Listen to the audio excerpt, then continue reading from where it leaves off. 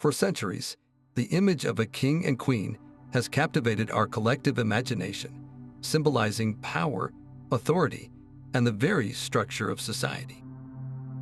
But what if these royal figures were hiding a far deeper, more personal secret? What if they weren't rulers of a physical kingdom at all, but powerful guides pointing toward a profound inner transformation available to each one of us? This is the true, hidden world of alchemical symbolism, a world where the king and the queen represent the fundamental forces within our own being. This is not the alchemy of turning lead into gold that you might have heard about in history class. This is a spiritual science, a sacred art dedicated to the most precious transformation of all, the evolution of the human soul. The alchemists of old wrote in a language of codes and symbols, not to conceal their work from the unworthy, but to protect a radical and timeless truth that the greatest treasure we could ever seek, the legendary Philosopher's Stone, is not a physical object, but a state of perfected consciousness, born from the sacred union of our own inner king and queen. When the ancient alchemists spoke of the king, they pointed to a powerful principle within us all. This is the energy of consciousness, of will, and of active intellect. It is the part of us that seeks to understand, to structure, and to take decisive action in the world. The king represents the sun, the radiant light of our awareness that can illuminate the darkest corners of our psyche. Yet, a king without a queen is incomplete, a ruler with no kingdom to nurture. The queen, in her sublime grace, embodies a different, yet equally essential power. She is the receptive principle, the deep well of intuition, emotion, and soulful wisdom. She is the moon, reflecting the light of the sun into the hidden, fertile depths of our unconscious mind. She is the vessel of transformation, the substance that receives the royal decree and brings it into being. On their own, these two forces, the active and the receptive, the solar and the lunar, can feel fragmented, like two halves of a whole that yearn for completion. The entire magnificent journey of spiritual alchemy is the quest to bring this inner king and queen together in a sacred marriage, a union known as the chemical wedding. This isn't a metaphor for an external relationship, but a profound internal process where our conscious will and our unconscious wisdom learn to communicate, cooperate, and ultimately merge. From this holy alliance, a new state of being is born, the divine child, a symbol of the integrated self, the embodiment of the Philosopher's Stone. This is the ultimate goal, to achieve a state of wholeness where every aspect of our being is harmonized, and we operate from a place of authentic power and profound peace. In the pages that follow, we will embark on a journey into the very heart of this esoteric wisdom. We will unravel the rich symbolism of these royal figures, explore the stages of their courtship and union, and discover how this ancient map can guide our own modern path toward inner balance, profound meaning, and the realization of our own highest potential. This is the true gold the alchemists sought, and it is a treasure that has been waiting within you all along. To truly grasp the symbolism of the king and queen, we must first understand the fundamental forces they command in the alchemical laboratory of the soul. In the coded language of the ancient texts, the king is most often associated with sulfur. Now, this isn't the common brimstone you might think of. Alchemical sulfur represents the principle of active, fiery consciousness. It is our will, our intent, our capacity for focused attention and decisive action.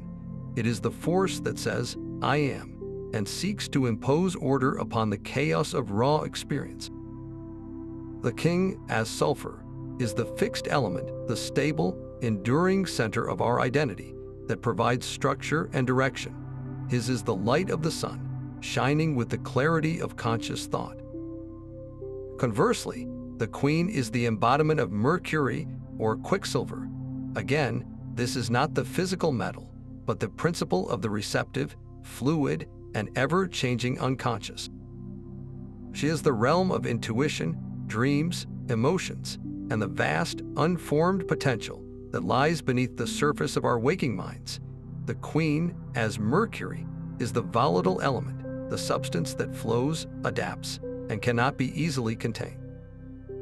Hers is the reflective light of the moon, illuminating the hidden, watery depths of our inner world. Think of your own mind for a moment. There is the part of you that plans your day, makes logical decisions, and strives to achieve goals.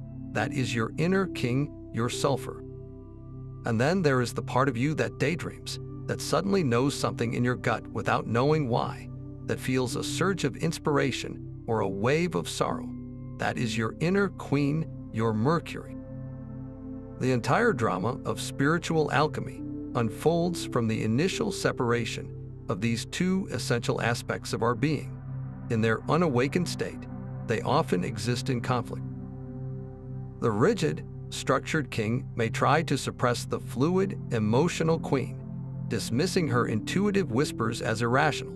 Meanwhile, the sensitive, reactive queen may feel stifled by the king's demands for control, leading to emotional turmoil that disrupts his carefully laid plans. This internal division is the lead of our base consciousness, a state of inner conflict and fragmentation. The glorious objective, then, is to purify both the king and the queen, to prepare them for their sacred and ultimate reunion. This reunion is known by many names: the sacred marriage, the chemical wedding, or the hieros gamos. It is the central, pivotal moment in the alchemical process. When the purified king, representing our conscious will, willingly descends into the transformative waters of the queen, our unconscious wisdom, a miraculous synthesis occurs. The fixed and the volatile unite. Consciousness and the unconscious enter into a divine dialogue. This is not a battle where one conquers the other, but a loving marriage where both partners contribute their unique strengths to create something entirely new and far greater than the sum of its parts. From this sacred union, this perfect inner balance, is born the legendary lapis philosophorum, the philosopher's stone. It is the symbol of the integrated self, the divine child of this royal couple. This stone is not a physical object, but a state of being where we are no longer at war with ourselves. It is a consciousness that operates with the clarity and purpose of the king, informed by the deep, compassionate wisdom of the queen. This is the true gold, the ultimate treasure that the alchemists devoted their lives to discovering, and it is a potential that resides within the very architecture of every human soul. Now, let's turn our gaze to the king in all his solar brilliance. Imagine a figure seated on a throne, bathed in the unwavering light of the midday sun. This is not merely a political ruler, but a profound symbol of the active, masculine principle that resides within our own psyche. In the alchemical tradition, the king is the embodiment of consciousness itself, the part of us that observes, analyzes, and directs. He represents the power of the rational mind, the clarity of focused thought, and the strength of individual willpower. His domain is the world of structure, order, and intentional action. When you set a goal and use your discipline to pursue it, when you analyze a problem and devise a logical solution, you are calling upon the energy of your inner king. He is the architect of your identity, the central pillar of your conscious awareness that says, "I exist, I choose, I act." His association with the sun is no accident. Just as the sun is the central body around which the planets revolve, providing light and life, the inner king is the centralizing force of our consciousness, illuminating our inner world and allowing us to navigate the external one with purpose. The precious metal gold, often seen in his regalia, symbolizes this perfected state of consciousness, a mind that is incorruptible, valuable, and radiant with self-awareness. Consider the powerful attributes that always accompany the king in alchemical artwork. His crown is not just a sign of earthly authority, but a representation of a mind that has achieved sovereignty over itself. It signifies a state of enlightened awareness, where one's thoughts are not scattered by every passing whim or emotion, but are unified under a single, purposeful direction. The scepter he holds is a symbol of his willpower, the directed and focused application of his energy. It is the power to decree, to make decisions, and to follow through with conviction. Without this scepter of will, even the brightest consciousness would be powerless to manifest its visions in the world. And then there is the lion, a frequent companion to the alchemical king. This majestic beast represents the raw, untamed power of our instinctual nature. A weak king would be devoured by the lion, but a strong, integrated king has tamed this great creature, not by destroying its power, but by harnessing it. This shows us that the true strength of the conscious mind is not in suppressing our primal instincts and passions, but in integrating them, directing their immense energy toward conscious and constructive ends. Ultimately, the king symbolizes spirit-seeking form. He is the invisible spark of awareness that strives to manifest itself in the tangible world. Think of an artist who has a vision for a masterpiece. That initial flash of inspiration, that clear idea in the mind's eye, is the king, but that idea remains ethereal and unrealized until it is brought into form through the act of painting, sculpting, or composing. The king provides the blueprint. He is the conscious intent that initiates the creative process. In our own lives, this is the force that drives us to build a career, form a family, or create a work of art. It is the principled part of us that seeks to leave a mark, to structure our experiences into a coherent and meaningful narrative. However, this radiant king has a shadow side. When this solar energy becomes unbalanced or inflated, it can manifest as rigid dogmatism, an inability to listen to intuition, or a cold, detached intellectualism that dismisses the vital language of the heart. A king who refuses to listen to his queen becomes a tyrant, and a consciousness that ignores the wisdom of the unconscious becomes a barren wasteland, full of order but devoid of life. The journey toward the sacred marriage begins with recognizing and honoring this powerful solar principle within, understanding that its true strength is realized not in solitary rule, but in loving partnership with the deep, lunar wisdom of the queen. While the king shines with the brilliant, direct light of conscious thought, the queen rules over a different, more mysterious realm, the vast and fertile inner landscape of the unconscious.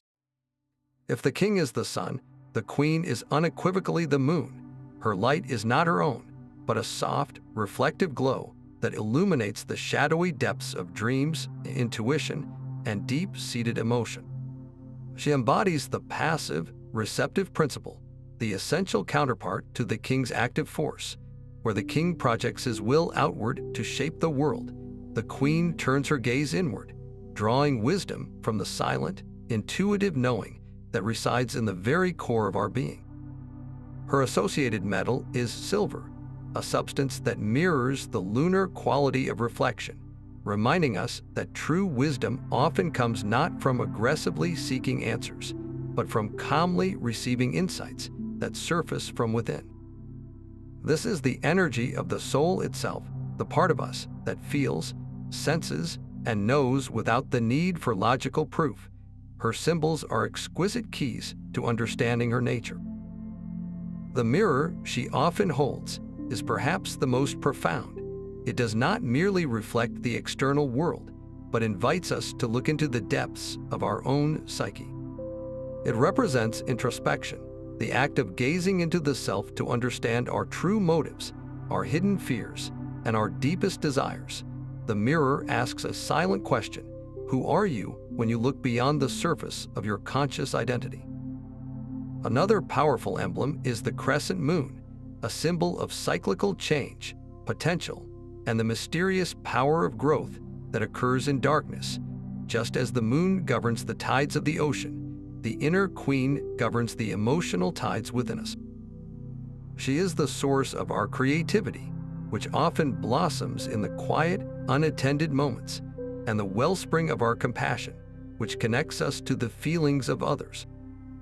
The lily, a flower of sublime purity and grace, further defines her role. It represents the vessel, the receptive and fertile space that is prepared to receive the seed of the king's conscious intent. The queen, like the lily, does not force or demand. She opens, receives, and nurtures, allowing what is given to her to take root and grow into something entirely new. To feel the presence of your inner queen, think of a moment when a solution to a long-standing problem suddenly appeared in your mind as you were drifting off to sleep. Recall an instance where you had a gut feeling about a person or a situation that defied all logical explanation, but turned out to be profoundly correct. That sudden surge of inspiration for a project, that wave of empathy for a stranger, or that deep, wordless sense of peace in nature, these are all communications from your lunar nature. She is the voice of the soul, speaking in the language of symbols, feelings, and synchronicities. In our daily lives, her energy is what allows us to be truly present with our emotions without being completely overwhelmed by them. It is the capacity to listen, not just to others, but to the quiet whispers of our own hearts. When we engage in any activity that requires an open and receptive state, whether it's meditation, walking in a forest, creating art without a strict plan, or simply daydreaming, we are cultivating a relationship with our inner queen. However, just as the king has his shadow, so too does the queen. When this lunar energy is underdeveloped or repressed, it can manifest as emotional volatility, passivity, or a tendency to be swept away by the moods and demands of others. A queen who has not been honored may express herself through irrational fears, chronic indecision, or a sense of being a victim to circumstances. The goal of the alchemical work is not to eliminate these deep feelings, but to purify them, to calm the turbulent waters of the unconscious so they can clearly reflect the light of consciousness. This process of purification involves learning to sit with our emotions without being controlled by them, to value our intuitive hits, and to create sacred space for silence and reflection in our lives. By honoring the queen, we learn to access a wisdom that is far older and more profound than logic alone can ever provide, a wisdom that is essential for completing the king and bringing about the miraculous transformation of the chemical wedding. So we arrive at the culminating moment of the entire great work, the event the ancient texts describe with reverent awe, the chemical wedding. After the long and arduous labors of separating and purifying the king and queen within ourselves, these two sovereign principles are finally prepared for their divine union. This is not a simple meeting or a casual alliance. It is a sacred marriage, a mystical conjunction where the two become one without losing their essential natures. Imagine a brilliant alchemical illustration coming to life. The solar king and the lunar queen descend into a shared bath or embrace within a sealed flask. This powerful image symbolizes the conscious mind willingly immersing itself in the waters of the unconscious. The fixed, structured energy of the king surrenders its rigid control, while the volatile, fluid nature of the queen offers her receptive wisdom. In this profound merging, the age-old war between intellect and intuition, between will and surrender, finally reaches a peaceful resolution. The psyche achieves a state of dynamic equilibrium, where opposing forces are not conquered, but harmonized. This internal reconciliation is the birth of true inner peace, a silence that is not empty but teeming with creative potential. This sacred union is the very engine of wholeness. In a state of inner division, we often feel pulled in two directions. Our logical mind might dismiss a heartfelt desire as impractical, while our emotions might sabotage a carefully laid plan because it feels sterile or unloving. We are at war with ourselves. The chemical wedding brings this civil war to an end. It creates a seamless flow of communication between the head and the heart. Now, your conscious decisions are infused with the deep, compassionate wisdom of your intuition. Your creative inspirations are granted the structure and discipline required to bring them into the world. You begin to act from a place of integrated power, where your actions are both effective and deeply aligned with your soul's purpose. This is the creation of the androgyne, a powerful symbol not of physical androgyny, but of psychological completeness. The androgyne represents a being in whom all inner dualities, active and passive, solar and lunar, masculine and feminine, have been reconciled into a unified, self-sufficient whole. This is a state of being where you are no longer searching for an external other to complete you, because you have found that completion within. Your relationships with others then transform from a place of need into a place of conscious choice and joyful sharing. To understand this process in a more personal way, consider a moment of genuine creative breakthrough. An artist, after laboring for weeks on a painting with technical precision, finally steps back, frustrated. The piece is perfect, yet it feels lifeless. In a moment of surrender, she sets aside her brushes and simply gazes at the canvas, allowing her critical mind to quiet. Then, from a deeper place, an impulse arises, a sudden intuition to add a splash of a color she hadn't planned, or to soften a hard line. She follows this gut feeling, and the painting suddenly comes alive, possessing both technical mastery and soulful expression. That moment of surrender and the following inspired action is a miniature chemical wedding. The king's skill provided the structure, and the queen's intuition provided the life. Another example can be found in making a difficult life decision. You can list all the pros and cons on a spreadsheet, engaging only your inner king. But the decision may still feel unsettling.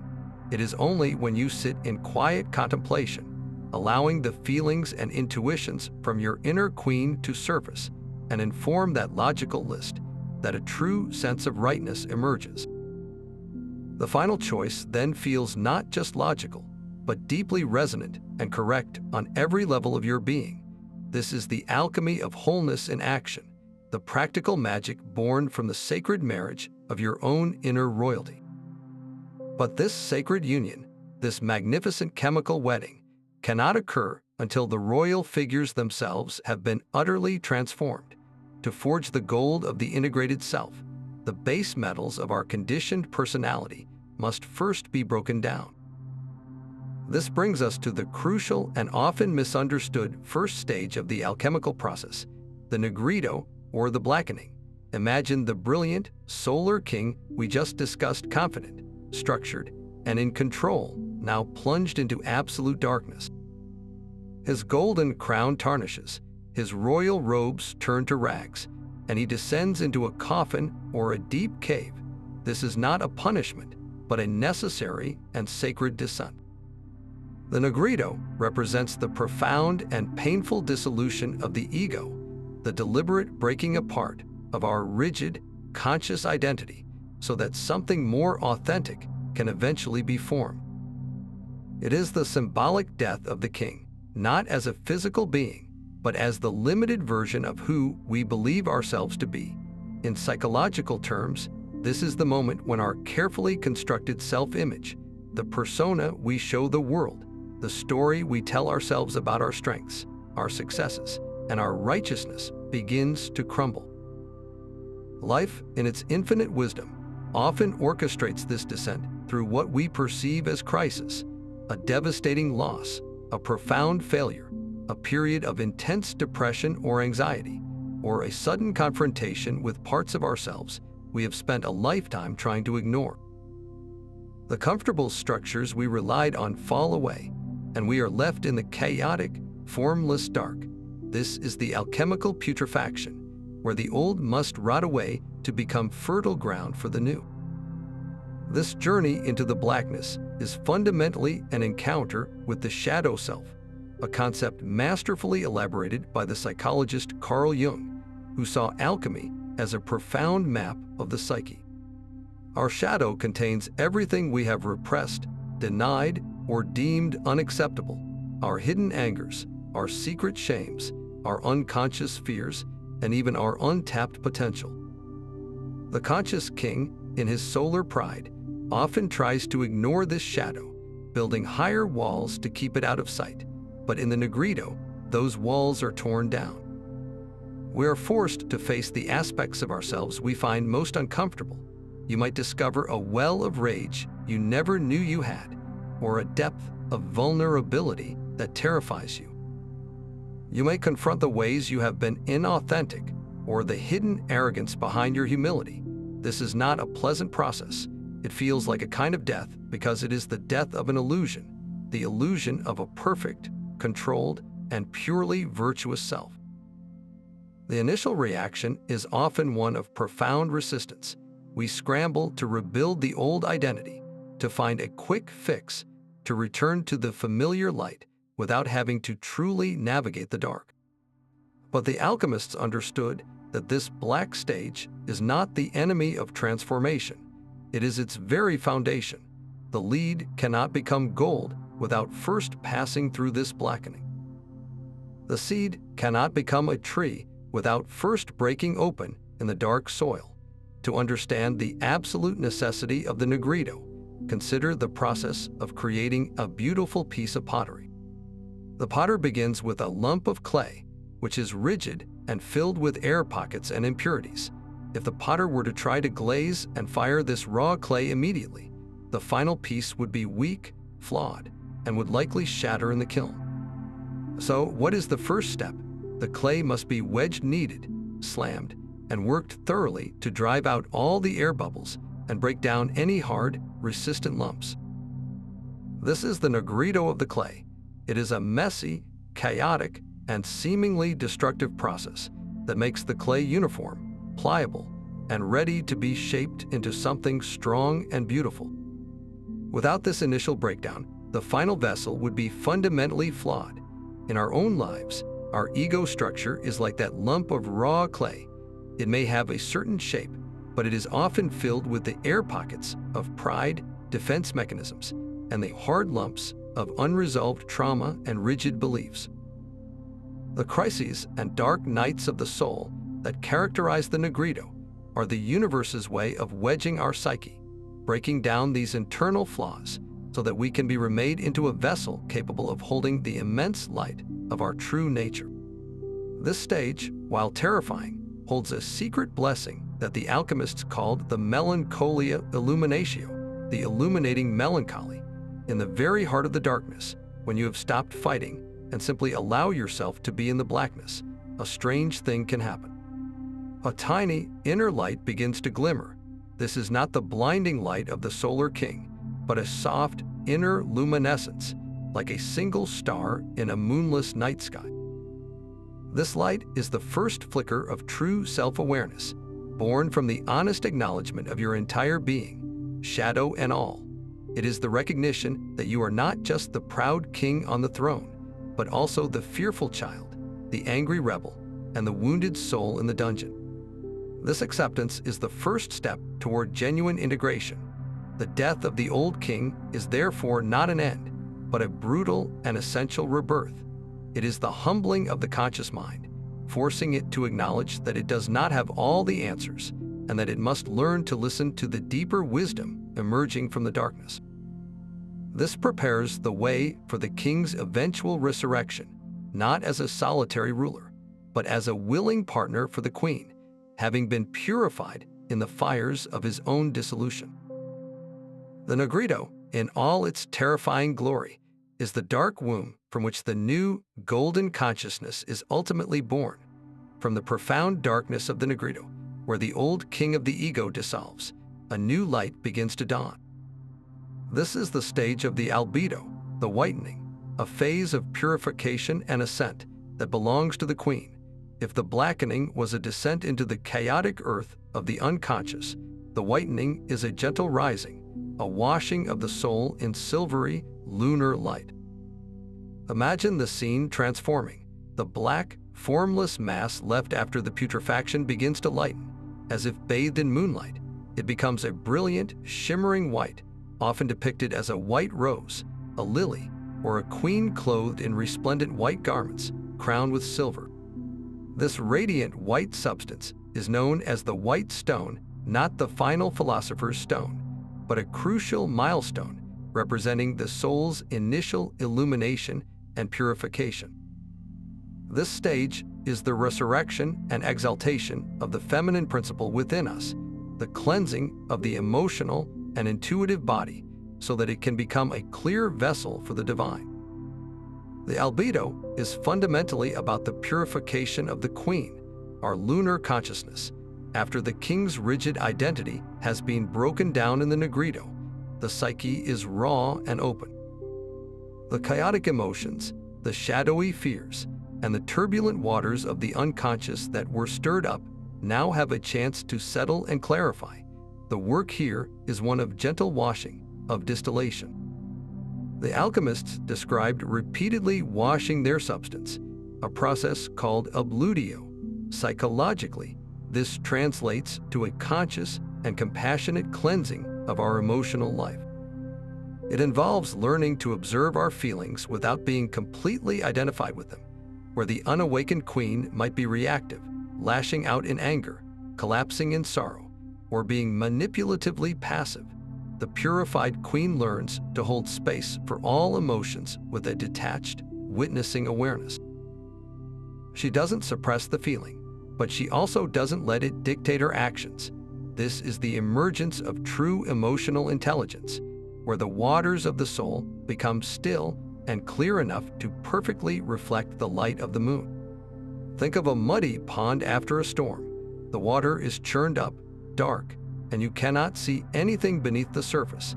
This is the state of the unconscious after the upheaval of the nigredo. The process of the albedo is like waiting for the storm to pass and the sediment to slowly settle. As the mud sinks to the bottom, the water becomes progressively clearer until it is transparent and still. When the moon rises, its image is reflected on the surface with perfect clarity. This is the lunar consciousness, a mind that is reflective, receptive, and profoundly calm. It no longer projects its own turmoil onto the world, but instead reflects reality as it is. This clarity allows for a new kind of knowing. Intuition is no longer a sporadic, confusing gut feeling, but a steady, reliable inner voice. Creativity flows not from a place of frantic effort, but from a deep well of inspired stillness. In this state, we begin to experience what the mystics call the peace that passes all understanding, a tranquility that is not dependent on external circumstances. This purification is what prepares the white stone of illumination. In alchemical lore, the white stone is said to have the power to transmute metals into silver, just as the final red stone transmutes them into gold. Symbolically, silver is the metal of the moon and the queen. The white stone, therefore, represents the ability to transmute our base emotional nature into a higher, purified state of soulful awareness. It is the capacity to find the silver lining in any situation, to extract wisdom and meaning from our suffering. When you possess the white stone, you don't just endure difficult emotions, you alchemize them. A wave of grief, instead of destroying you, becomes a source of profound compassion for others. A flash of anger, when observed with this lunar clarity, can reveal a boundary that needs to be set, or a truth that needs to be spoken with love rather than aggression. This stage grants a kind of inner illumination that is soft, forgiving, and all-revealing, like moonlight. It doesn't burn away our imperfections with the harsh light of judgment, but lovingly reveals them so they can be integrated and healed. To bring this into a practical context, consider the process of working through a deep-seated fear. Before the albedo, this fear might have controlled your life from the shadows, causing you to avoid certain situations or people without fully understanding why. During the nigredo, you were forced to confront the raw terror itself. Now, in the albedo, you sit with that fear in a new way. You don't fight it or run from it. You simply acknowledge its presence. You might journal about it, talk about it with a trusted friend, or explore its origins in therapy. As you do this gentle work of washing and understanding, the fear begins to lose its power. It doesn't necessarily vanish, but it transforms.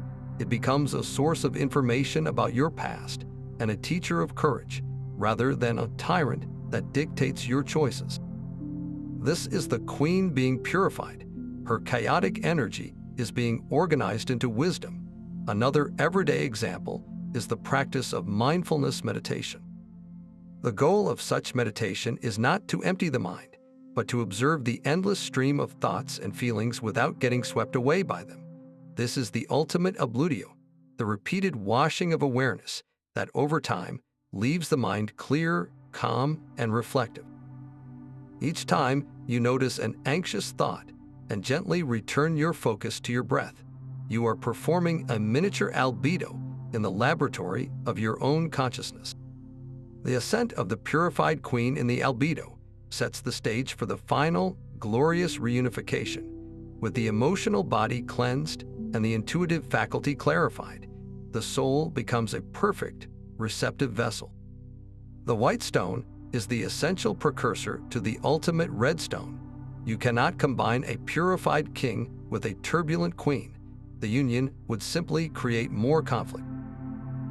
The king, when he eventually returns, must find a queen who is his equal in clarity and strength. He finds a partner who is no longer volatile and reactive, but whose lunar wisdom provides a stable, reflective foundation for his solar light. The whitening process ensures that when the chemical wedding finally occurs, it is a marriage of two purified, sovereign beings, leading to the birth of the true and lasting gold of the integrated self. Following the serene illumination of the albedo, where the soul is washed clean in lunar light, a new and potent energy begins to stir. The brilliant white of the purified queen begins to warm, taking on a golden yellow hue. This is the stage of citrinitas, the yellowing, a phase that many alchemical texts gloss over or even omit, yet it represents a critical turning point in the inner drama. If the albedo was the dawning of the moon, citrinitas is the dawning of a new sun, a sun that has been fundamentally transformed by its journey through the dark. This stage marks the return and integration of the king's solar awareness, but it is not the same arrogant, solitary ruler who was dissolved in the nigredo. This is a humbled, enlightened consciousness, reborn from its encounter with the shadow, and now perfectly attuned to the reflective wisdom of the purified queen. It is the rising sun, a pun the alchemists cherished, symbolizing both the return of the solar principle and the birth of a new, childlike consciousness that sees the world with fresh, innocent eyes. This yellowing represents the moment when the illuminating insights gained from the unconscious begin to consciously inform and reshape our entire worldview. During the albedo, we achieved clarity and peace, but that state was largely receptive and internal. With citrinitas, that inner knowing starts to actively color our perception and engagement with the external world. It's the difference between understanding a spiritual truth in the quiet of meditation and then carrying that understanding with you into your daily interactions, allowing it to fundamentally change how you speak, work, and relate to others. The color yellow, positioned between the white of silver and the red of gold, is the color of the intellect being infused with soul, of the mind becoming heart-centered. The philosopher's stone is not yet complete. It has not reached the final rubedo, or reddening, but its golden potential is now clearly visible and actively growing. A powerful symbol for this stage is the appearance of a golden child or a crowned child. This is not yet the fully realized philosopher's stone, but its direct precursor. This divine child embodies the nascent, integrated self. It possesses the innocence and creative potential of the child, coupled with the nascent authority of the crown. This child is the living product of the sacred union that has been preparing in the depths of the psyche, the first tangible manifestation of the king and queen's collaboration. In psychological terms, this is the emergence of what we might call the authentic self, the part of you that is not driven by the ego's need for validation or the shadow's hidden agendas, but by a genuine, spontaneous, and creative engagement with life. You might experience this as a period where new ideas flow effortlessly, where you feel a sense of playful curiosity about challenges that once would have caused you anxiety, or where you find yourself acting with an integrity that feels natural and unforced. To grasp the practical feel of citrinitas, consider the process of learning a complex skill, like playing a musical instrument. The nigredo was the frustrating, humbling stage where you realized how bad you were and your old identity as a naturally gifted person fell apart. The albedo was the patient, repetitive practice of scales and exercises, cleansing your technique and building a foundation of pure, clear skill. Now, in the citrinitas stage, you begin to truly play. You're not just hitting the right notes anymore. You're starting to inject feeling, improvisation, and your own unique style into the music. The technical foundation, the purified queen, is now seamlessly supporting your conscious intent to express yourself, the returning king. The music begins to take on a golden, vibrant quality that is uniquely yours. Another example can be found in overcoming a long-held prejudice or limiting belief. After the dark night of the soul, where that belief was challenged, and the subsequent internal work of understanding its roots, there comes a moment of yellowing. It's when that new understanding ceases to be just an idea and becomes a lived reality. You don't just intellectually know that all people are equal. You genuinely begin to perceive and interact with others from that place of knowing. Your perception itself has been tinted with the gold of this insight, changing your reality from the inside out. This dawning solar awareness of citrinitas is profoundly different from the one we started with. The initial king was like the noonday sun, bright, harsh, and casting sharp shadows. Its light was exclusive, illuminating only what it deemed worthy of attention. The consciousness born in citrinitas is like the sunrise, a warm, gentle, and inclusive light that gradually illuminates the entire landscape without judgment. It is a consciousness that has integrated its shadow and is therefore no longer afraid of the dark. It is a mind that has learned to value the wisdom of the heart and is therefore both intelligent and compassionate. This is the true meaning of the rising sun, a solar principle that has been redeemed, a will that is now aligned with the soul's purpose rather than the ego's ambition. It sees the world with the wonder of a child because it is no longer projecting its own internal conflicts onto it, allowing for a direct and joyful engagement with life as it truly is. And so we arrive at the magnificent climax of the entire alchemical opus, the stage of the rubedo, or the reddening. If the citrinitas was the golden dawn of a new consciousness, the rubedo is the brilliant, all-consuming noon of spiritual fulfillment. This is the moment the entire process has been building toward, the final, indissoluble fusion of the solar king and the lunar queen, resulting in the glorious birth of the Philosopher's Stone. The color red is profoundly significant here. It is the color of vitality, of perfected life force, of passion fully integrated and transformed into unconditional love. It is the ultimate synthesis, where the white of the purified soul and the yellow of the enlightened spirit combine to create a vibrant, living crimson. In the most stunning alchemical illustrations, we see the king and queen, now united as a single androgynous being, or in a final, loving embrace, often within a radiant red egg or a flask glowing with an inner fire. This is the ultimate chemical wedding consummated, and from this sacred union, the divine child, the lapis philosophorum, is born not as a helpless infant, but as a fully formed, sovereign entity representing the fully realized self. To understand the Philosopher's Stone is to grasp the ultimate goal of this inner science. It is not a physical object you can hold in your hand, but a permanent state of being, a level of consciousness that has achieved what the alchemists called spiritual immortality. This doesn't necessarily mean living forever in a physical body, but rather achieving a state of inner unity that is no longer subject to the perpetual cycles of internal conflict, fear, and fragmentation that characterize ordinary life. It is the embodiment of enlightenment, a condition where one lives in constant, direct awareness of their own divine nature and its connection to the whole of existence. A person who has attained the stone is said to possess the aurum potabile, or potable gold, a spiritual substance that can heal all that is base and transmute all that is leaden in their life and in the world around them. This means that their very presence has a harmonizing, elevating effect.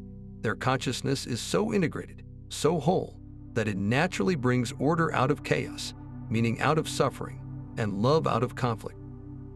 Consider the transformation in practical, human terms.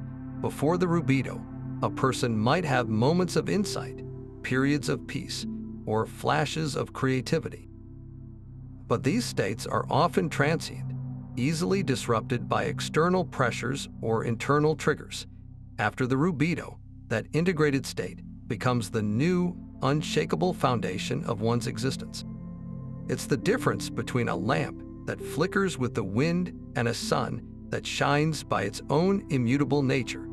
The individual operates from a core of unassailable peace.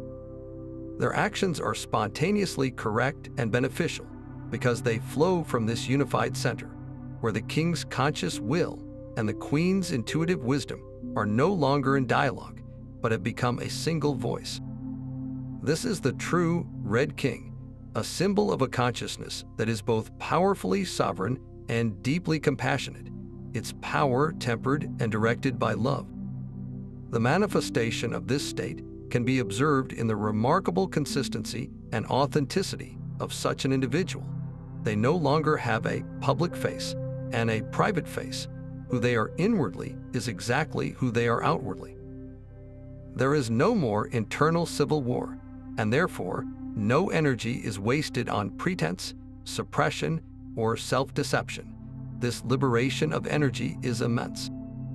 It's what allows for the legendary abilities attributed to the stone, the power to transmute base metals into gold. On a spiritual level, this means that such a person can walk into a situation of conflict, ignorance, or despair, and through their mere presence and action, help to catalyze a shift toward understanding, harmony, and hope. They don't force change, they embody it, and that embodiment becomes a transformative force in the world. Their every interaction becomes a subtle act of alchemy. You can find reflections of this completed state in the world's wisdom traditions, in the serene composure of a Buddhist monk who has attained nirvana, whose compassion is as vast and unwavering as the sky, in the Christian mystic who has become a true vessel of Christ consciousness, radiating a love that is both powerful and humble, in the descriptions of the sage in Taoism who moves through the world with effortless action, or Wu Wei, their every move in perfect harmony with the Tao. These are all different cultural expressions of the same alchemical achievement, the birth of the philosopher's stone within the human soul. It is the point where the individual self realizes its fundamental identity with the divine ground of all being, and from that realization lives a life of profound service, creativity, and joy.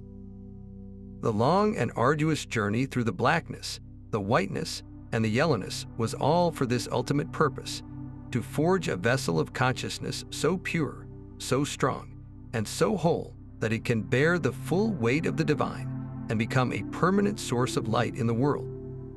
Yet for all the profound significance of the king and queen, the alchemical trinity would remain incomplete without a third, absolutely essential member of the royal family, salt.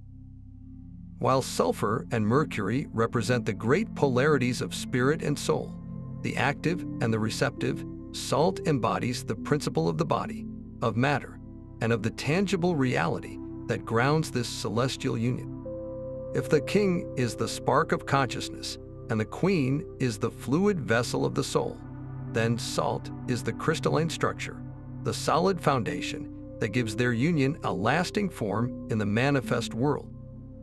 This triune model, sulfur, mercury, and salt, forms the holy trinity of alchemy, representing the three fundamental components of not only the universe, but of our own complete human nature: spirit, soul, and body. The sacred marriage of the king and queen would remain an ethereal, fleeting experience if it did not produce a tangible result, and that result, that divine child born of their union, is precisely this stabilizing, grounding principle of salt. Understanding salt requires us to look beyond its common kitchen table identity. Alchemical salt is not merely sodium chloride. It is the principle of fixity, condensation, and crystallization. It is what makes something solid, tangible, and enduring.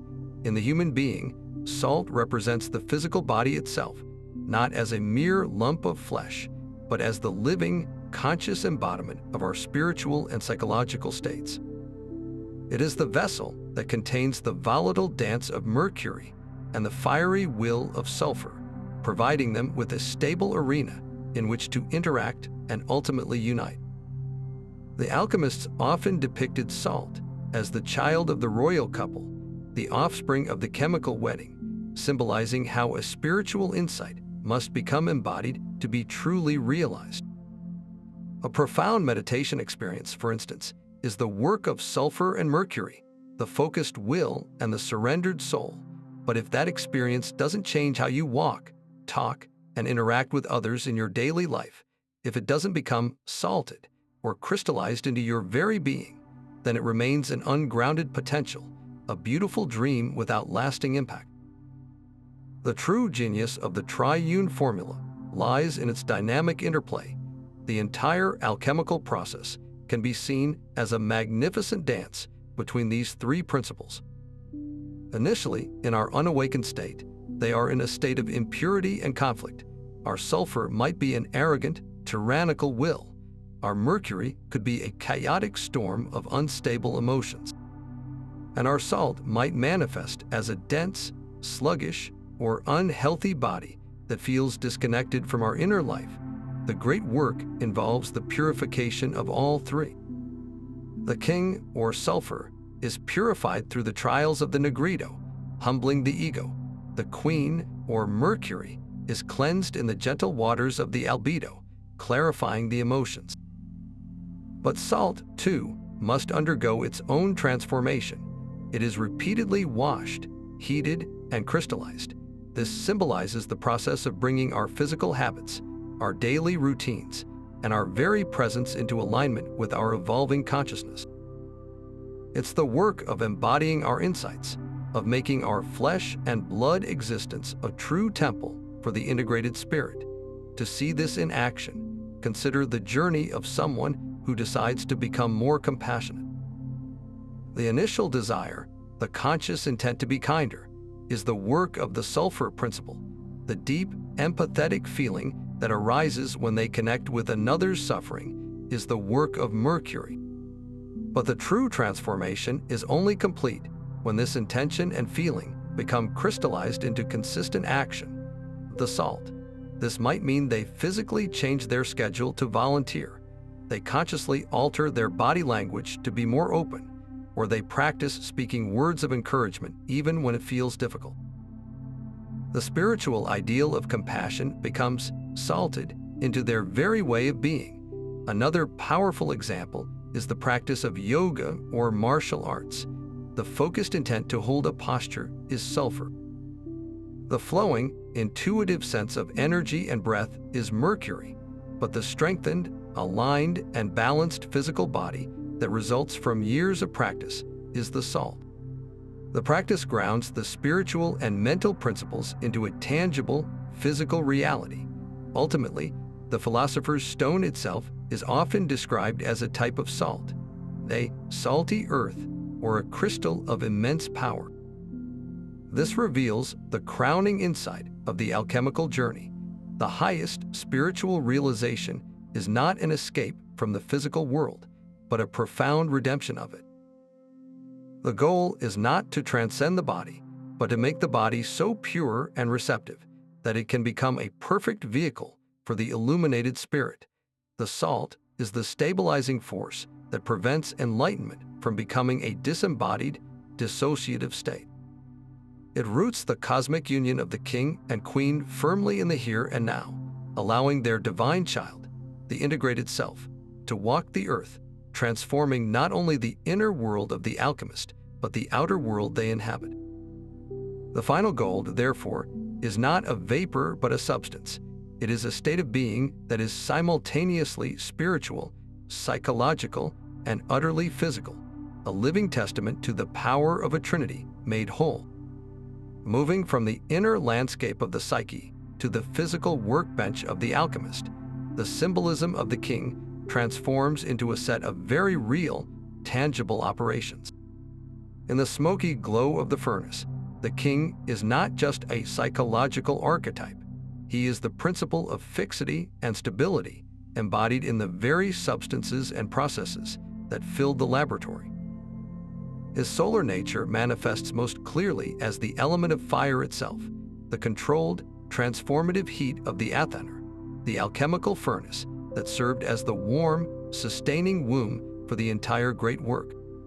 Just as the conscious mind provides the directed energy of will, the furnace provided the consistent, measured heat necessary to provoke change in the raw materials, coaxing them through their various stages of death and rebirth. Without this sovereign fire, the work could not begin, let alone reach completion. The king, in this context, is the master of the flame, the intelligence that regulates the temperature, knowing precisely when to apply a gentle warmth for dissolution or a fierce, penetrating heat for calcination. This royal principle of fixity finds its ultimate metallic expression in gold. For the laboratory alchemist, physical gold was not merely a financial prize, it was the supreme example of a perfected, fixed substance. Unlike volatile mercury, which evaporates with heat, or base lead, which corrodes and changes, gold remains incorruptible. It does not tarnish, it withstands intense fire, and it maintains its essence unchanged through time. The alchemist observed this and saw a physical manifestation of the enlightened consciousness, a state of being that is no longer subject to the corrosive fluctuations of fear, desire, or external circumstance. Therefore, the entire laboratory process of trying to create or multiply gold was on one level an external ritual designed to mirror and catalyze the internal process of creating that same incorruptible stability within the soul. The king, as gold, represents the ultimate goal of coagulation, the process of taking a volatile, spiritual insight and making it a permanent, fixed part of one's character. The central laboratory directive associated with the king's energy is the famous maxim, fix the volatile. In practical terms, this often meant taking the elusive, fluid, and mercurial substance, the queen in her physical form, and finding a way to bind it, to give it a stable, solid form that would not fly away when heat was applied. You can imagine an alchemist laboring to capture the vapors of a volatile liquid and condense them back into a solid salt. This was a painstaking, repetitive process of distillation and coagulation. Psychologically, this is the exact work of the conscious mind, the king, learning to work with the unconscious, our intuitive flashes, our dream symbols, and our powerful emotions are all volatile. They come and go, often disappearing before we can grasp their meaning. The inner king's job is to fix this volatile wisdom, to capture it through journaling, contemplation, or art, and to condense it into a stable, conscious understanding that can then guide our actions and become a permanent part of our awareness. A powerful example of this principle in action is the alchemical process of creating a luna fixa, or fixed silver. The alchemist would take common silver, which was considered a noble but still imperfect metal, and combine it with a specially prepared philosophical mercury. Through a series of careful heating and cooling cycles, the goal was to create a silver that would no longer melt so easily or tarnish. a metal that had taken on some of the fixed, enduring qualities of gold. This entire operation was a physical enactment of the king's principle stabilizing the queen's realm. It was the solar, fixing power bringing order and permanence to the lunar, receptive substance. In our own inner work, creating a luna fixa is akin to taking a beautiful but fleeting moment of compassion or a sudden insight into a personal pattern and deliberately working to make it a stable trait. It's the difference between feeling patient one day and consciously cultivating patience through daily practice until it becomes an unshakable part of who you are, a fixture of your character that no minor irritation can easily disrupt. The king's role in coagulation also highlights the necessity of structure and discipline on the spiritual path. Just as a liquid must have a container to hold its shape, the soul's volatile inspirations require the container of a disciplined life and a focused mind to be made manifest. The alchemist's flask itself can be seen as an extension of the king's principle, a defined, structured space where the magical union can safely occur without everything spilling into chaos. This is why so many spiritual traditions emphasize practices like daily meditation, ethical precepts, or mindful routines. These are not arbitrary rules. They are the coagulating power of the king, creating the necessary vessel, the stable, regulated consciousness that can safely contain and transform the powerful, volatile energies of the awakened soul. The laboratory work, therefore, was never just about manipulating matter. It was a sacred ritual where every stir of the glass rod, every adjustment of the flame, was an external prayer and a physical reinforcement of the internal, sovereign work of bringing conscious, enduring order to the glorious, formless potential within. If the king in the laboratory is the steady fire and the fixed metal, then the queen is the breathtaking dance of transformation itself, manifesting in the very substances that baffled and fascinated the alchemists. Her domain is the principle of volatility, most perfectly embodied by the substance known as quicksilver or mercury.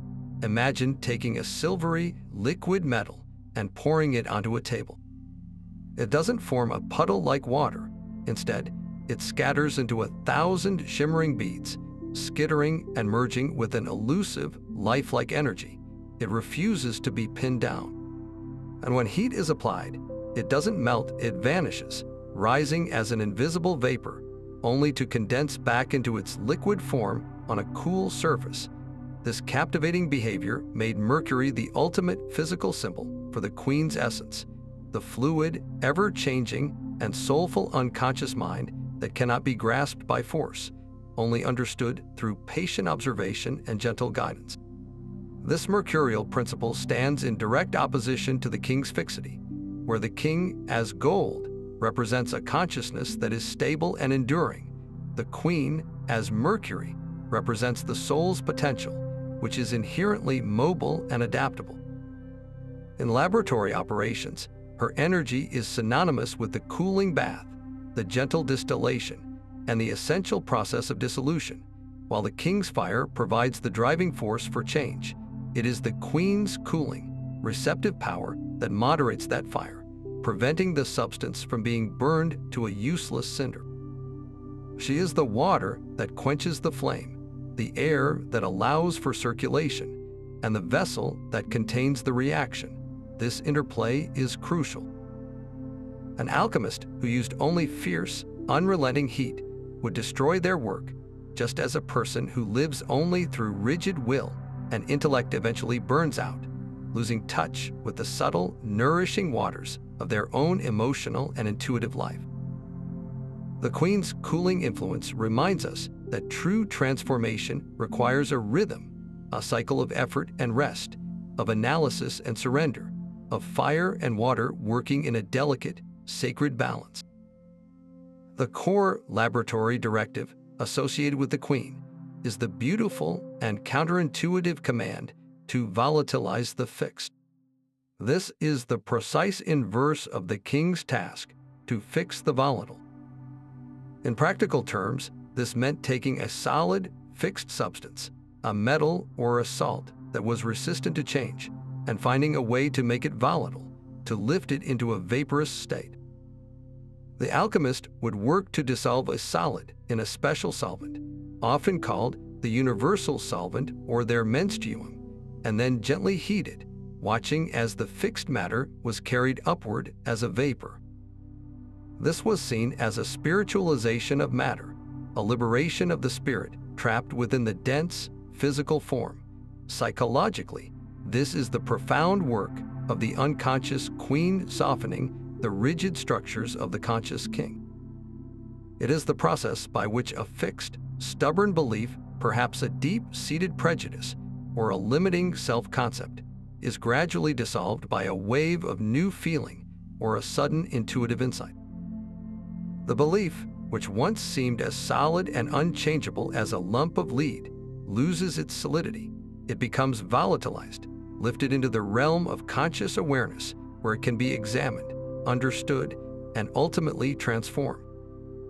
Think of a person who has built their entire identity around being a logical person, a fixed king who prides himself on never being swayed by emotion. This is a very solid, but potentially brittle, state of consciousness. Then, perhaps through a powerful dream, a piece of music, or an unexpected moment of compassion, a feeling breaks through that this logical fortress cannot explain. The fixed identity begins to dissolve in the face of this irrational but undeniable experience. The conscious mind is, in effect, being volatilized. Its solid certainty is being turned into a more fluid, questioning state. This can feel deeply unsettling, even terrifying, as the stable ground of a long-held identity seems to fall away. Yet this dissolution is absolutely necessary for growth. You cannot transform a belief you are unwilling to question, just as an alchemist could not transform a metal that refused to dissolve in their solvent. The queen's power of dissolution is therefore not destructive, but liberating. It breaks down outdated structures so that something new and more refined can be built in their place. A stunning example of this principle from the lab is the process of creating mercurius vivis, the living mercury. The alchemist wasn't just using ordinary mercury. They were attempting to create a philosophical mercury, a substance endowed with a vibrant, life-giving power. This often involved a long, careful process of purifying common mercury, sometimes by repeatedly distilling it with other substances, or by allowing it to circulate in a sealed vessel for weeks or months. The goal was to awaken the latent life within the metal, to make it even more active and volatile. This entire operation is a perfect ritual of honoring the queen.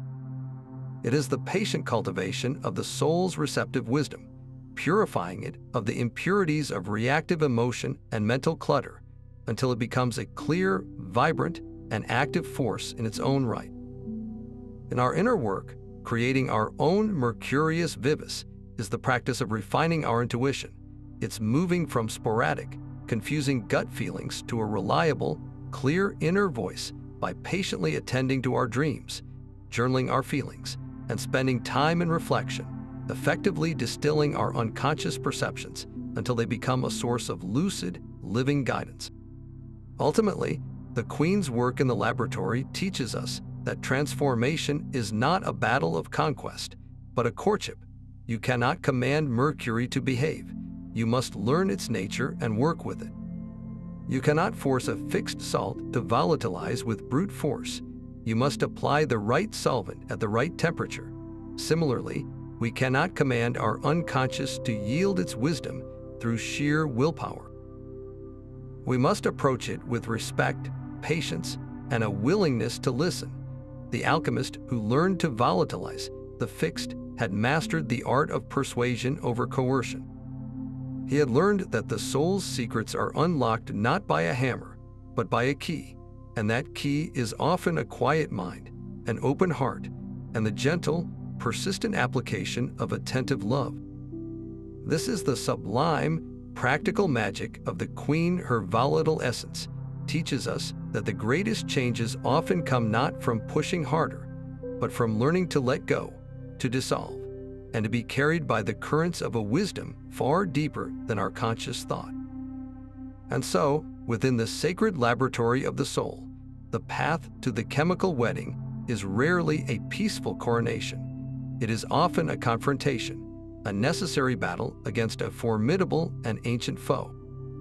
In the rich tapestry of alchemical art, just as the purified king and queen are poised for their union, a terrifying creature frequently emerges to threaten the entire work, the dragon or the serpent. This is not a monster from an external fairy tale, but a profound symbol of the raw, unformed substance of our own being, the very foundation upon which the great work is built. The alchemists called this the prima materia, the first matter. It is the chaotic, primal state of the psyche, teeming with uncontrolled passions, raw instincts, and the untamed energy that exists before consciousness imposes its order. The dragon represents everything within us that resists refinement, our deepest fears, our most gripping addictions, our blind rages, and our shadowy desires. It is the internal chaos that must be faced, engaged, and ultimately integrated for the sacred marriage to be more than just a fleeting ideal. To understand the dragon's role, we must see it not as an enemy to be annihilated, but as the essential raw material for the entire alchemical process. The alchemists had a paradoxical saying, "Our dragon carries the treasure in his tail." This means that the very obstacle that seems to block our path is, in fact, the source of the power we need to proceed. The dragon's fiery breath is the unrefined life force itself. Its impenetrable scales are the defenses we've built to protect our deepest wounds. Its chaotic energy is the potential for incredible creativity and vitality that has not yet been directed by the sovereign will of the king or the clarifying wisdom of the queen. Trying to achieve spiritual wholeness without first confronting this dragon is like a goldsmith trying to create a beautiful crown without first having the raw ore. You might manage a pleasing imitation, but it will lack the substance, weight, and genuine value of the real thing. The dragon is the ore. It is the unlit shadow, the unclaimed power, the sleeping giant of your potential. The royal battle, then, is the pivotal struggle between the emerging structures of consciousness, represented by the king and queen, and the primal, chaotic power of the unconscious, embodied by the dragon. This conflict plays out in our lives in very recognizable ways. It is the internal war that erupts when you decide to finally get your finances in order, only to be confronted by an irresistible impulse for a frivolous purchase. It is the battle you face when you commit to a healthier lifestyle, only to find yourself sabotaged by old habits and cravings that feel overwhelmingly powerful. In these moments, your inner king, your conscious intent and willpower, is being challenged directly by the dragon of your untamed desires. Similarly, when you try to cultivate inner peace through meditation, only to be assaulted by a storm of anxious thoughts and unresolved emotions, your inner queen, your capacity for serene reflection, is being threatened by the serpent of a turbulent and unpurified unconscious. This is not a sign that you are failing. It is the alchemical process in its raw, essential phase. The dragon must rear its head for the sovereigns to prove their worth. The most crucial insight from the alchemical tradition is that this battle is not won by slaying the dragon in the traditional sense. An alchemical text might show the king with his sword poised over the beast, but the goal is never mere destruction. The true aim is subjugation and integration. The dragon must be tamed, its fiery breath harnessed, and its immense power redirected. This is often symbolized by the dragon being wounded and its blood being collected in a sacred cup, or the serpent being coiled around the staff of Mercury, transformed from a threat into a source of healing and wisdom. Psychologically, this means we do not seek to eradicate our anger, our fear, or our passion. Instead, we learn to understand these forces, to face them without being consumed by them, and to channel their raw energy toward constructive ends. The fire of the dragon's breath, when integrated, becomes the transformative fire of the alchemical furnace. The serpent's venom, when transmuted, becomes the potent medicine of the philosopher's stone. To grasp this transformation personally, consider a person who struggles with a fiery temper. The unintegrated dragon of their anger might cause them to lash out, damaging relationships and clouding their judgment. The initial spiritual work, the battle, involves the conscious king learning to stand firm in the face of this rage without being overthrown. It means feeling the heat of the anger without immediately acting on it. Then, through the reflective capacity of the queen, they can begin to understand what this anger is truly about, perhaps a deep-seated sense of injustice or a hidden vulnerability. By facing the dragon, not fighting it, they learn its nature. Eventually, that same fiery energy, once channeled, can become the driving force behind their passion for a righteous cause, the courage to set firm boundaries, or the motivational spark to overcome great obstacles. The chaotic dragon of rage has been transformed into the disciplined dragon of conviction and power. This process of integration is what prepares the prima materia for the great work ahead. The dragon, once tamed, reveals itself as the very substance from which the king and queen are ultimately remade. Its chaotic energy provides the fuel for their transformation. Its raw power becomes the vitality of their union.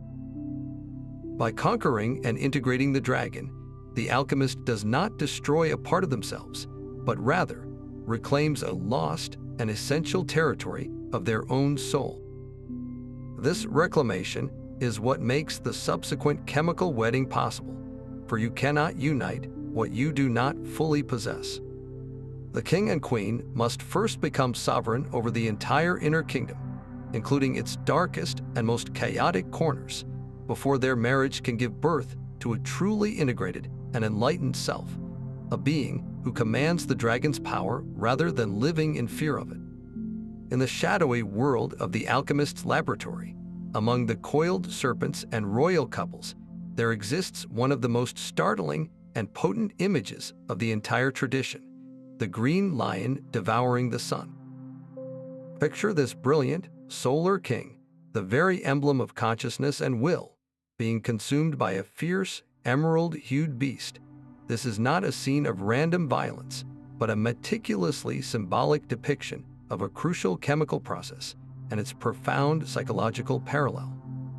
On the material level, the green lion often represents a specific, powerful substance like antimony or its compounds. When antimony ore, known as stibnite, is processed, it can create a corrosive regulus, a metallic form that has the startling ability to purify gold.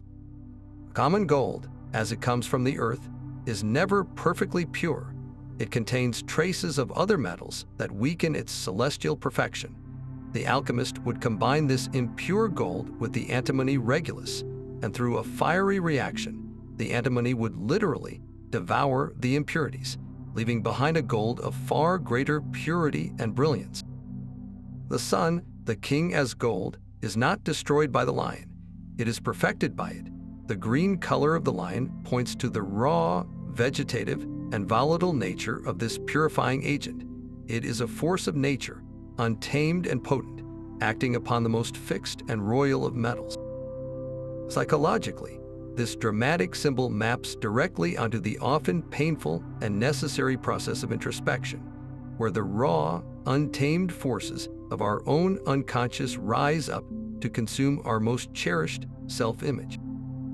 The sun, the conscious ego or the king, is the identity we have carefully constructed our achievements, our pride, our sense of control and righteousness. We believe this identity to be pure gold, our finest and most valuable possession. Yet, like the earthly gold, it is inevitably alloyed with impurities, hidden arrogance, unexamined prejudices, fragile defenses, and the subtle corruption of self-deception. The green lion is the fierce, corrosive power of honest self-examination. It is the moment when we turn our gaze inward with unflinching honesty and allow the difficult questions to arise. Why did I really react with such anger? What fear is driving this need for control? Is this success truly fulfilling, or am I just performing for the approval of others? This kind of deep introspection does not feel gentle or affirming. It feels like being devoured. The green lion of self-doubt and critical self-awareness attacks the very foundations of who we thought we were, dissolving the comfortable narratives of the ego. To experience this in your own life, consider a time when a major life failure or a pointed critique from someone you trust completely shattered your self-confidence. That person or that event acted as the green lion, the comfortable story you told yourself, "I am a competent professional," or "I am a good person," was suddenly consumed by a wave of corrosive evidence to the contrary. The initial experience is one of devastation, as if your very core is being eaten away. This is the dark, greenish blackness of the dissolution, where the bright light of your solar identity is swallowed whole.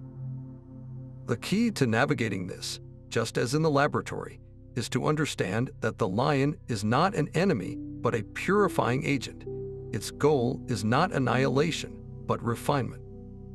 The ego, the personality, must be broken down so that the essential self, the true spiritual gold, can be revealed and strengthened. A consciousness that has never faced the green lion may be confident, but it is brittle, its gold alloyed with the lead of pride. A consciousness that has survived this devouring emerges more resilient, more authentic, and infinitely more valuable. The process echoes the earlier stage of the nigredo, the blackening, but with a crucial distinction. The nigredo is often a passive descent, a dark night of the soul that happens to us. The green lion, however, often represents a more active, willed engagement with that darkness. It is the alchemist consciously choosing to apply the corrosive antimony to the gold. This is the difference between falling into a depression and actively choosing to go into therapy to confront your demons. It is the difference between having your heart broken and deliberately sitting down to journal about all the ways your own insecurities contributed to the relationship's failure.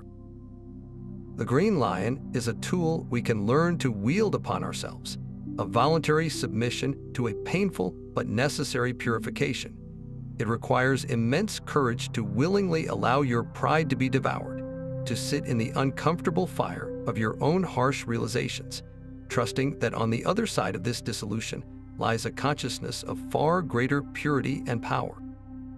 This is the ultimate promise of the green lion, that by courageously facing the beast of our own deepest imperfections, we do not lose ourselves, but instead, we find who we truly are. Turning the pages of an ancient alchemical text, like the Rosarium Philosophorum, is like stepping into a silent, symbolic theater where the entire drama of inner transformation is performed through image alone. One of the most powerful and recurring scenes depicts two royal figures standing face to face, the Red King and the White Queen. Their very colors are our first clue. The king is almost always shown in a vibrant, deep crimson or red, a color that screams of vitality, passion, and the fully embodied life force, the sulfur principle in its most potent and active state. He is not a pale, intellectual king, but one of blood and fire. The queen, in stark contrast, is robed in the most brilliant white, a color of purity, potential, and the lunar essence of the soul, the purified mercury that has been washed clean in the waters of the albedo. They are not just a king and queen. They are the embodiment of two perfected, complementary powers, the solar and lunar principles made visible and ready for their sacred union.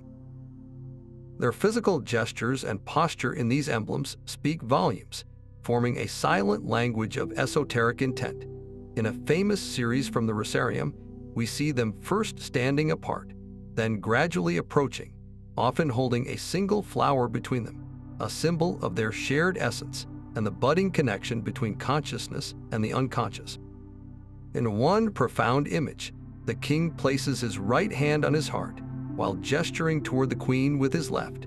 This is not a casual pose. The right hand on the heart signifies that his offer, his intent, comes from his very core, from a place of sincere and heartfelt will. It is the conscious mind, the solar king, declaring that his actions are no longer driven by cold intellect or arrogant command, but are infused with genuine feeling and purpose.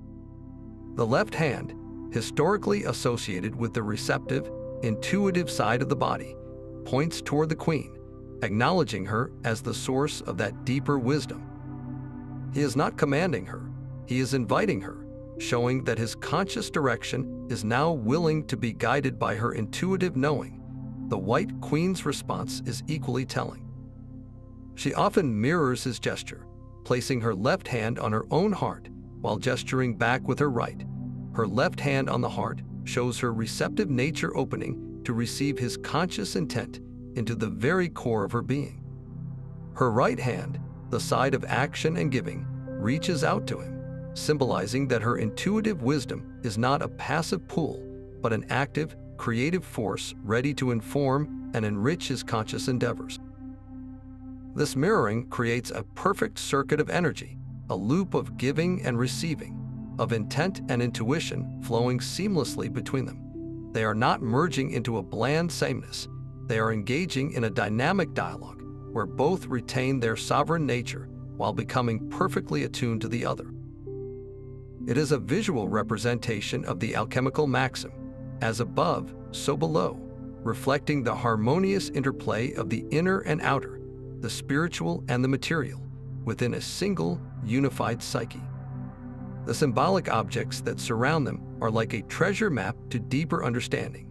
The single flower they often share, typically a rose, is the emblem of the rosarium itself, the rose garden of the philosophers. The rose, with its beautiful petals and hidden thorns, represents the soul's journey, beauty born from hardship, and the unfolding of spiritual realization layer by delicate layer. In some illustrations, they stand beneath a canopy embroidered with celestial bodies, the sun squarely over the king's head, the moon over the queen's. This places their entire interaction under the cosmic law of polarity and balance, reminding us that this is not a personal whim but a universal process, a fundamental law of nature being enacted within the human soul. Another powerful symbol is the presence of two birds, often a solar eagle and a lunar swan or dove, flying above their heads. These creatures represent the volatile, spiritual aspects of the two principles, already united in the higher airy realm, guiding and witnessing the union that is about to take place below in the watery realm of the soul. Looking at the magnificent splendor Soli's illuminations, the symbolism becomes even richer and more opulent. The king and queen are often depicted in lavish, classical settings, surrounded by intricate glassware and alchemical apparatus. This stresses that their union is not a vague, mystical event, but a precise, laboratory-specific process that can be replicated within the individual. In one famous plate, they are shown beside a sealed flask containing a dragon, symbolizing that their harmonious relationship has now mastered the chaotic prima materia. The raw, instinctual energy that was once a threat has been contained and is now contributing its power to the work.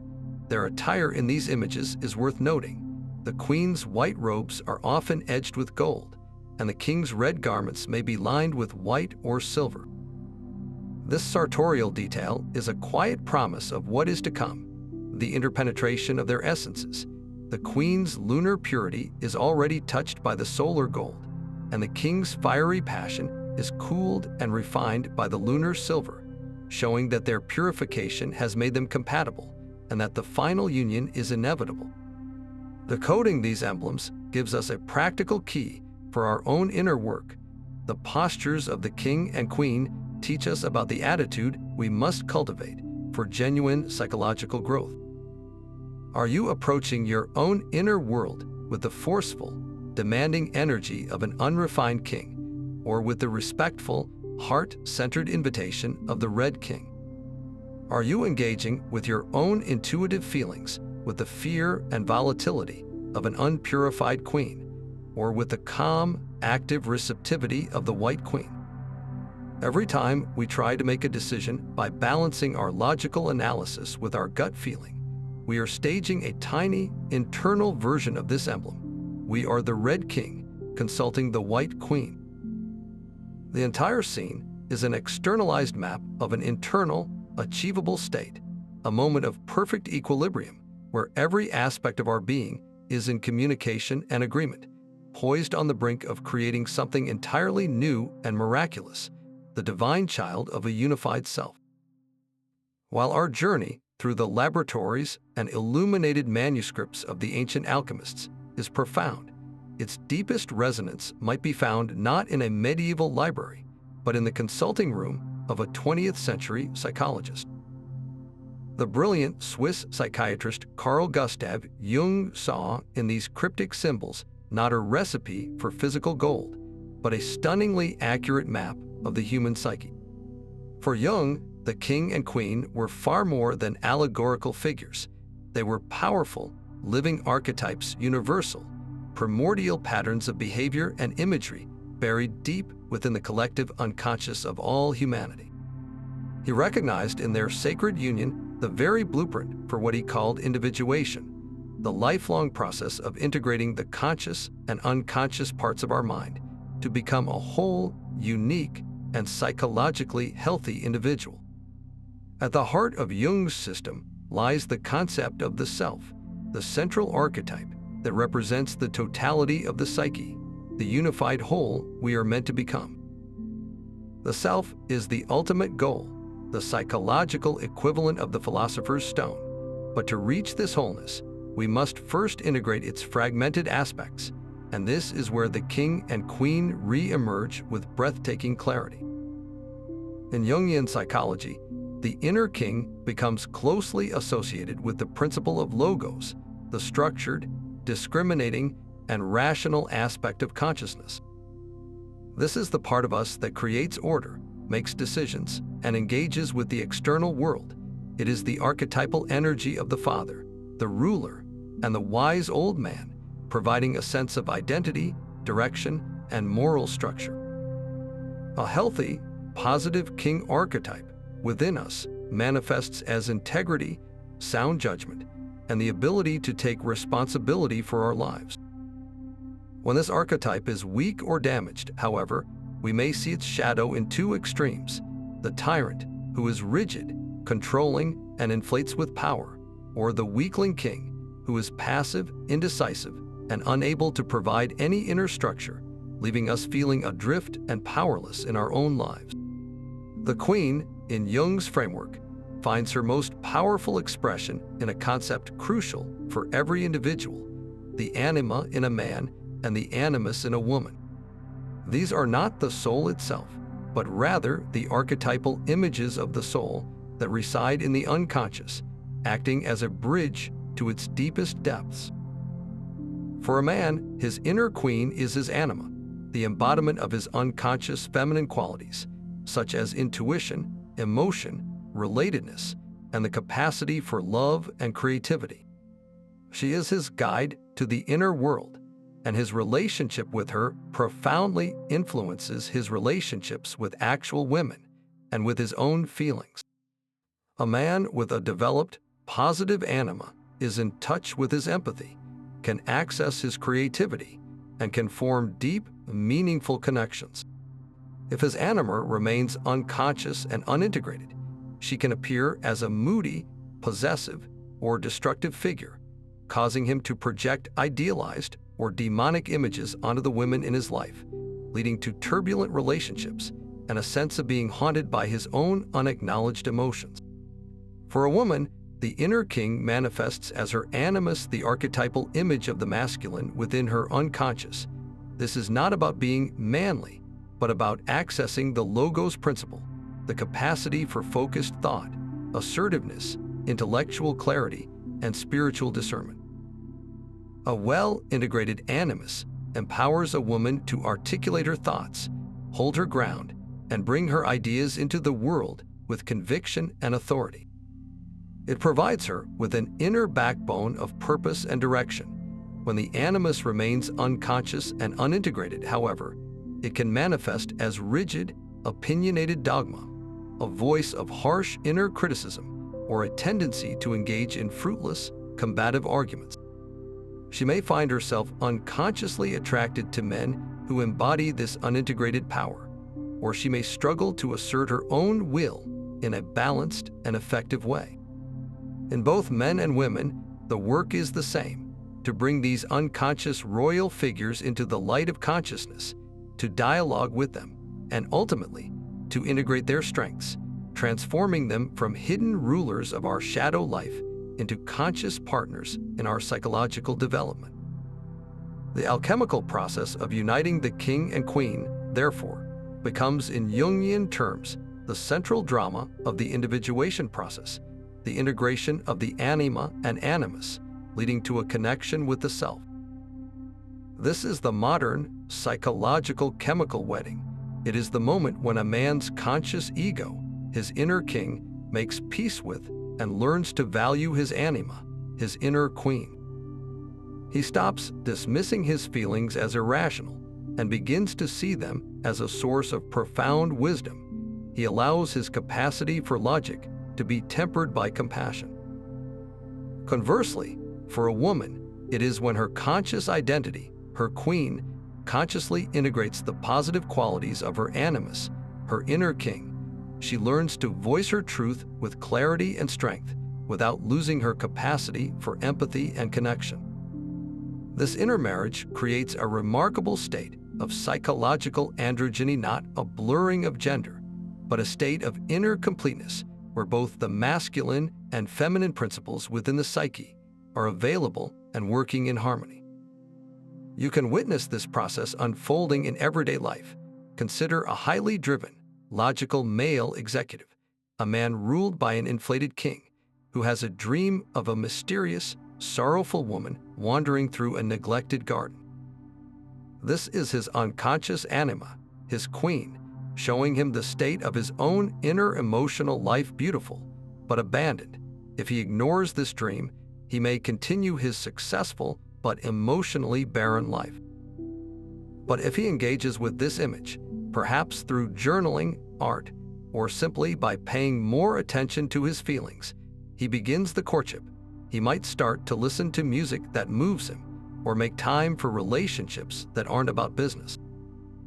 This is the beginning of his inner albedo, the whitening, where he purifies his relationship with his own soul. As he does this, he doesn't become less effective, he becomes wiser. His business decisions may begin to reflect a deeper understanding of human motivation, and his leadership may become more inspiring because it is now guided by a heart-centered wisdom. This is the king learning to rule with the queen as his counsel.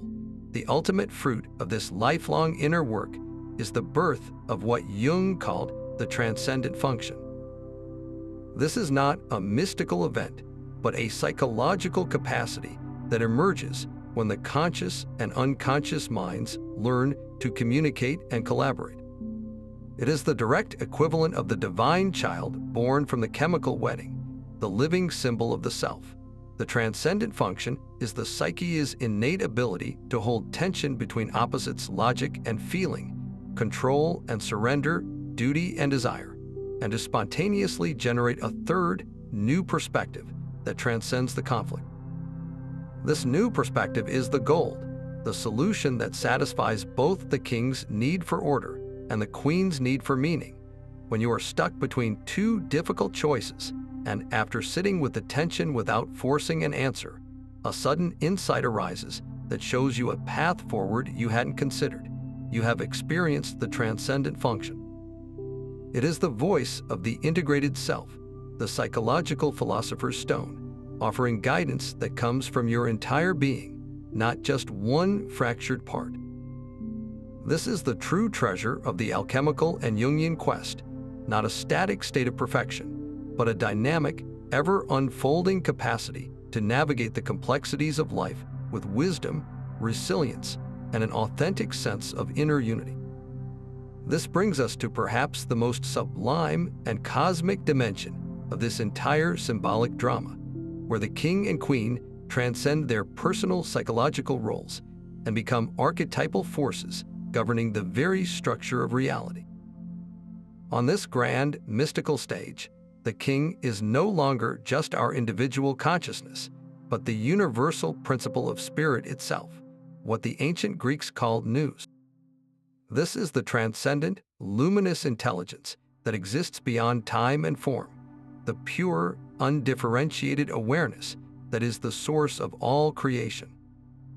It is the first emanation from the divine unknown, the Father of all things, the radiant spark that seeks to know itself through the act of manifestation.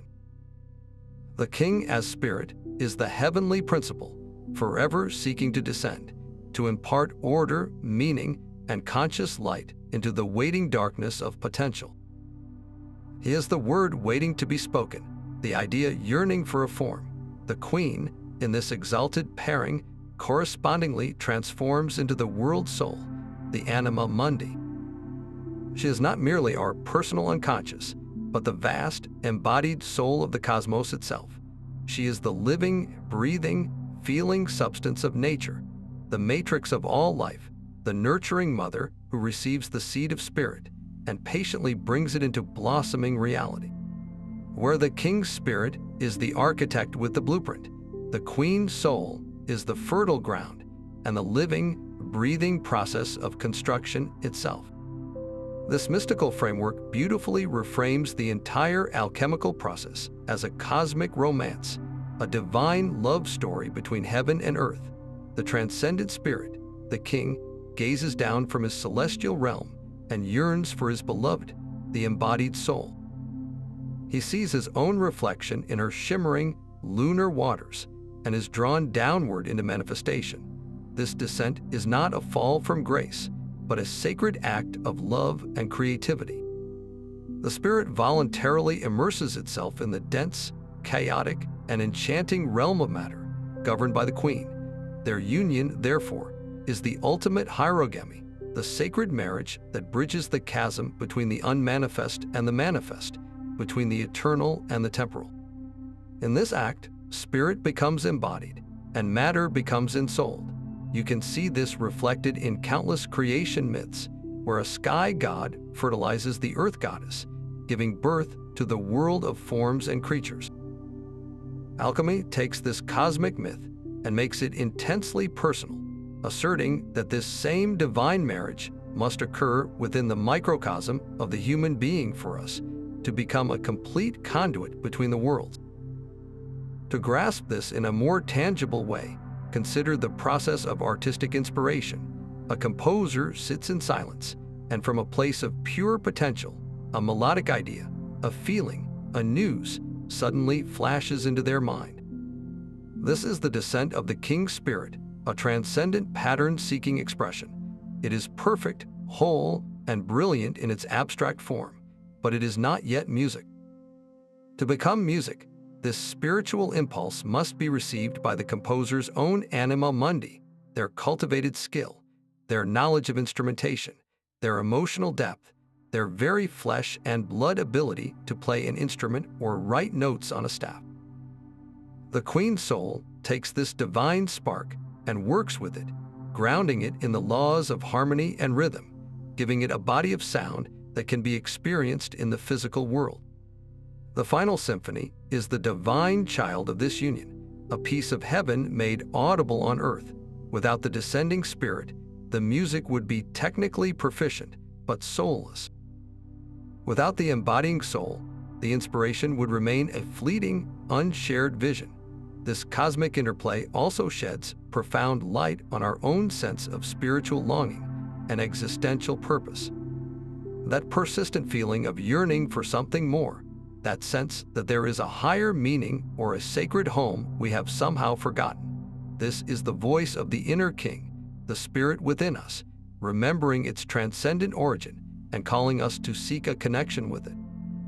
Conversely, our deep, innate love for the beauty of a forest, the power of the ocean, or the comfort of human touch This is the voice of the inner queen, the world soul, reminding us that we are not disembodied ghosts, but are utterly rooted in and part of this magnificent, living, breathing planet. The feeling of being spiritual but not religious often arises when one of these principles is emphasized at the expense of the other. A path that focuses only on the king spirit can lead to a kind of disembodied transcendence, a denial of the physical world and the body's wisdom, seeing them as illusory or impure.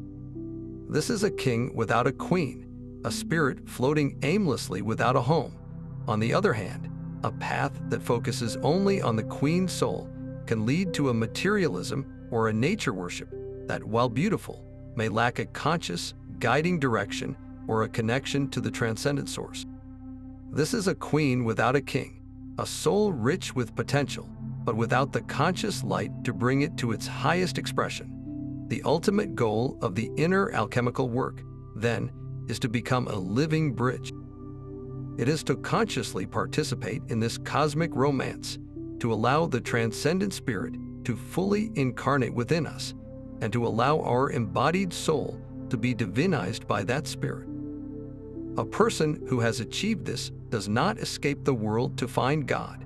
They discover God within the world. They walk through life with their head in the heavens and their feet firmly on the earth. Their every action becomes a ritual that connects the two realms. When they create a garden, they are not just planting vegetables. They are cooperating with the anima mundi to give beautiful form to a spiritual idea of abundance and order. When they comfort a friend, they are not just offering sympathy. They are channeling the transcendent quality of compassion into a tangible, embodied act of kindness. Their very presence begins to sanctify the space around them because they are a walking, talking embodiment of the chemical wedding, a proof that heaven and earth were never truly separate, but are lovers in an eternal, cosmic dance, and we are the sacred chamber where their union is destined to be consummated. And so, from the sacred crucible of the chemical wedding, a new being is born, one that defies all ordinary categories and stands as the ultimate testament to the alchemist's success. This is the Rebis, a Latin term meaning double thing or two-fold being. In the magnificent final illustrations of the alchemical texts, we encounter a truly wondrous figure, a single body, often winged, with two distinct heads, one a crowned king, the other a crowned queen. In one hand, it holds the golden sun, in the other, the silvery moon. This is the united androgyne, the living emblem of the completed great work, the philosopher's stone made manifest in human form. It is not a monster or a freak of nature, but a sublime representation of a consciousness that has transcended all inner conflict and achieved a state of profound and lasting unity. The Rebis is you, fully realized. It is the living proof that the sacred marriage of your inner king and queen was not just a fleeting moment of peace, but a permanent, structural transformation of your entire being. To understand the Rebis is to grasp the ultimate goal of the entire spiritual journey. This figure is the perfect integration of all the dualities we've explored. The two heads are not at war. They are in constant, harmonious communication. The solar head of the king perceives the world with clarity, focus, and rational understanding, while the lunar head of the queen perceives the same world through the lens of intuition, empathy, and soulful connection. They see together, offering a complete, stereoscopic vision of reality that is both brilliantly clear and deeply compassionate. The single body signifies that this dual consciousness now operates through a unified will and a single, coherent presence in the world. You are no longer pulled in two directions. When you act, your actions are informed simultaneously by strategic thought and heartfelt wisdom. When you speak, your words carry both the authority of truth and the gentleness of understanding. The Rebis is the end of the internal civil war, the embodiment of a peace treaty signed in the very core of your soul. The symbols this being holds are absolutely crucial. The sun and moon, once separate celestial bodies governing day and night, are now grasped firmly, one in each hand. This signifies total mastery over the fundamental forces of your own psyche. You are no longer subject to the uncontrollable tides of your emotions, nor are you a slave to a rigid, unfeeling intellect. Instead, you consciously command these powers. You can call upon the radiant, penetrating light of your solar consciousness to illuminate a complex problem, and you can draw upon the reflective, calming light of your lunar consciousness to understand the emotional undercurrents of a situation. You possess both lights, and you know precisely when and how to use each one. This is the practical power of the Philosopher's Stone, the ability to consciously and effectively transmute any situation by applying the perfect balance of these complementary energies. Let's bring this lofty symbol down to the ground of daily experience. Imagine you are a leader faced with a difficult decision that will affect your entire team. The old, unintegrated you might have vacillated wildly. One day, you'd lead with the cold, logical analysis of an isolated king, making a decision that is technically correct but demoralizes your people. The next, you might be swayed by the emotional pleas of a few, making a choice that feels good in the moment but is unsustainable in the long run. The Rebis, however, does not face this dilemma. The king head calmly analyzes the data, the market trends, and the budgetary constraints. At the very same time, the queen head is deeply attuned to the team's morale, the unspoken fears, and the human cost of each option. The single body of the Rebis then acts, making a decision that is not a compromise, but a genuine synthesis, a third option that neither head could have conceived of alone. This decision is both strategically sound and deeply human, earning respect and fostering loyalty because it comes from a place of wholeness. The wings often seen on the Rebis carry a profound message of liberation. When our inner energies are locked in conflict, a tremendous amount of our life force is wasted on managing that internal strife. We are heavy, earthbound, constantly struggling with ourselves. The unification of the king and queen releases all that bound energy. It is like the moment a rocket sheds its heavy boosters, a sudden, explosive freedom. The wings symbolize this liberation, this newfound ability to ascend above the petty dramas and dualistic thinking that trap most people. The Rebis is psychologically and spiritually weightless, free to move with grace and purpose, no longer dragged down by the baggage of a divided self. This is the experience of true inner freedom, not freedom from responsibility, but the freedom to act with your full, undivided power. It's vital to clarify that the Rebis is not about physical androgyny or erasing gender. This is a common and profound misunderstanding. The alchemical androgyne is a symbol of psychological and spiritual completeness. It represents the full activation and integration of the masculine and feminine principles within every human being, regardless of their biological sex or gender identity. A man who has achieved this state embodies the positive aspects of the king: integrity, purpose, and protection, while also fully expressing the positive aspects of the queen: nurturing, intuition, and creative flow. He is strong and compassionate, decisive and receptive. Similarly, a woman who has become the Rebis fully embodies the positive queen: empathy, wisdom, and connection, while also expressing the positive king: clarity, authority, and the power of focused intent. She is loving and powerful, intuitive and discerning. The Rebis shows us that our goal is not to become a bland, neutral being, but to become a rich, complex, and complete individual who has access to the full spectrum of human potential. Ultimately, the creation of the Rebis marks the shift from being a seeker to being a source. Before this unification, we are often looking for something outside of ourselves to complete us: a better job, a perfect relationship, a guru to follow, or a doctrine to believe in. We are consumers of spirituality. The Rebis, having found everything it sought within, becomes a generator. It becomes a stable, enduring source of light, wisdom, and creative energy for the world. This is the true meaning of the stone's legendary power to heal and transmute. A person who is whole has a harmonizing effect on their environment. Their very presence can calm a conflicted room, not because they dominate it, but because their inner peace is contagious. Their actions are inherently transformative because they come from a place of deep integrity and unified power. They do not just have insights, they are an insight. They have become a living bridge between the divine and the earthly, a walking, talking embodiment of the sacred marriage, whose every moment is an expression of the ultimate treasure the alchemist sought, a soul that has achieved its own magnificent and glorious completion. Yet this magnificent transformation does not happen all at once. The king and queen's journey toward wholeness follows a precise, chromatic path, a spiritual spectrum painted in the vivid, symbolic language of color that guides the alchemist through every stage of the inner work. This royal road, marked by the profound shifts from black to white, then to yellow, red, and finally gold, is not merely decorative.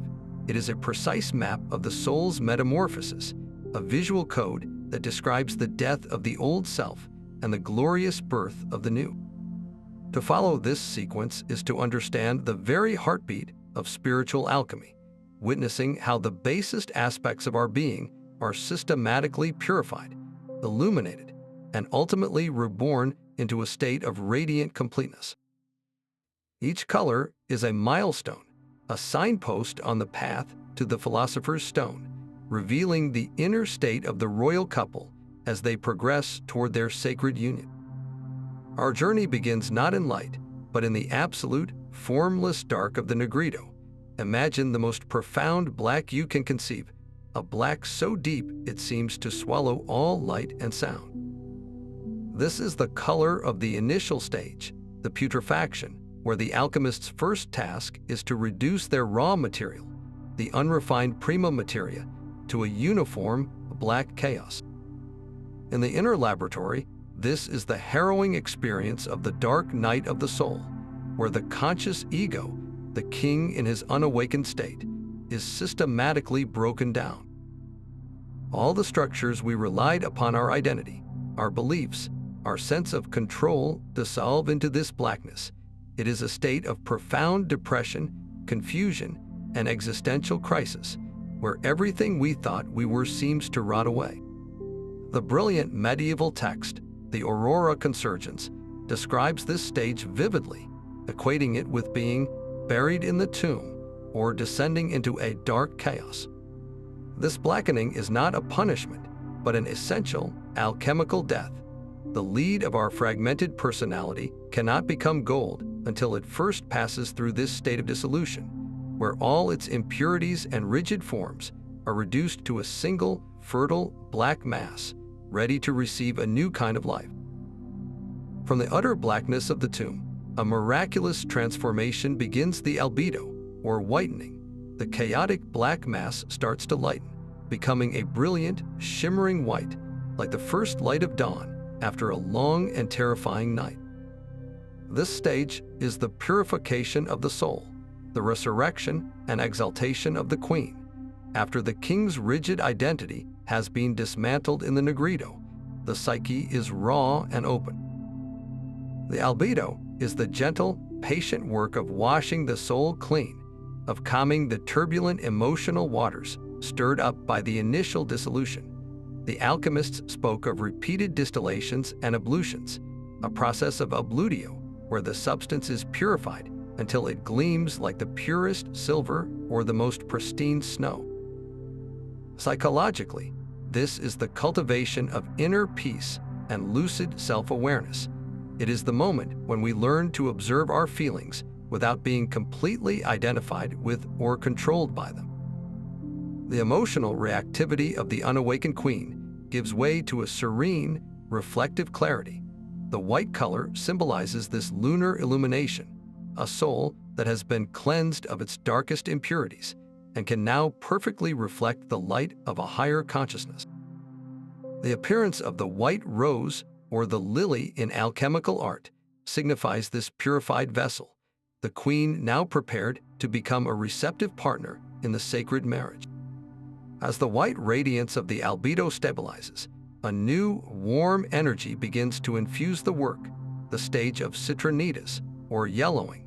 This phase, sometimes called the forgotten stage, as it was later absorbed into the final reddening, represents the dawning of a new solar awareness.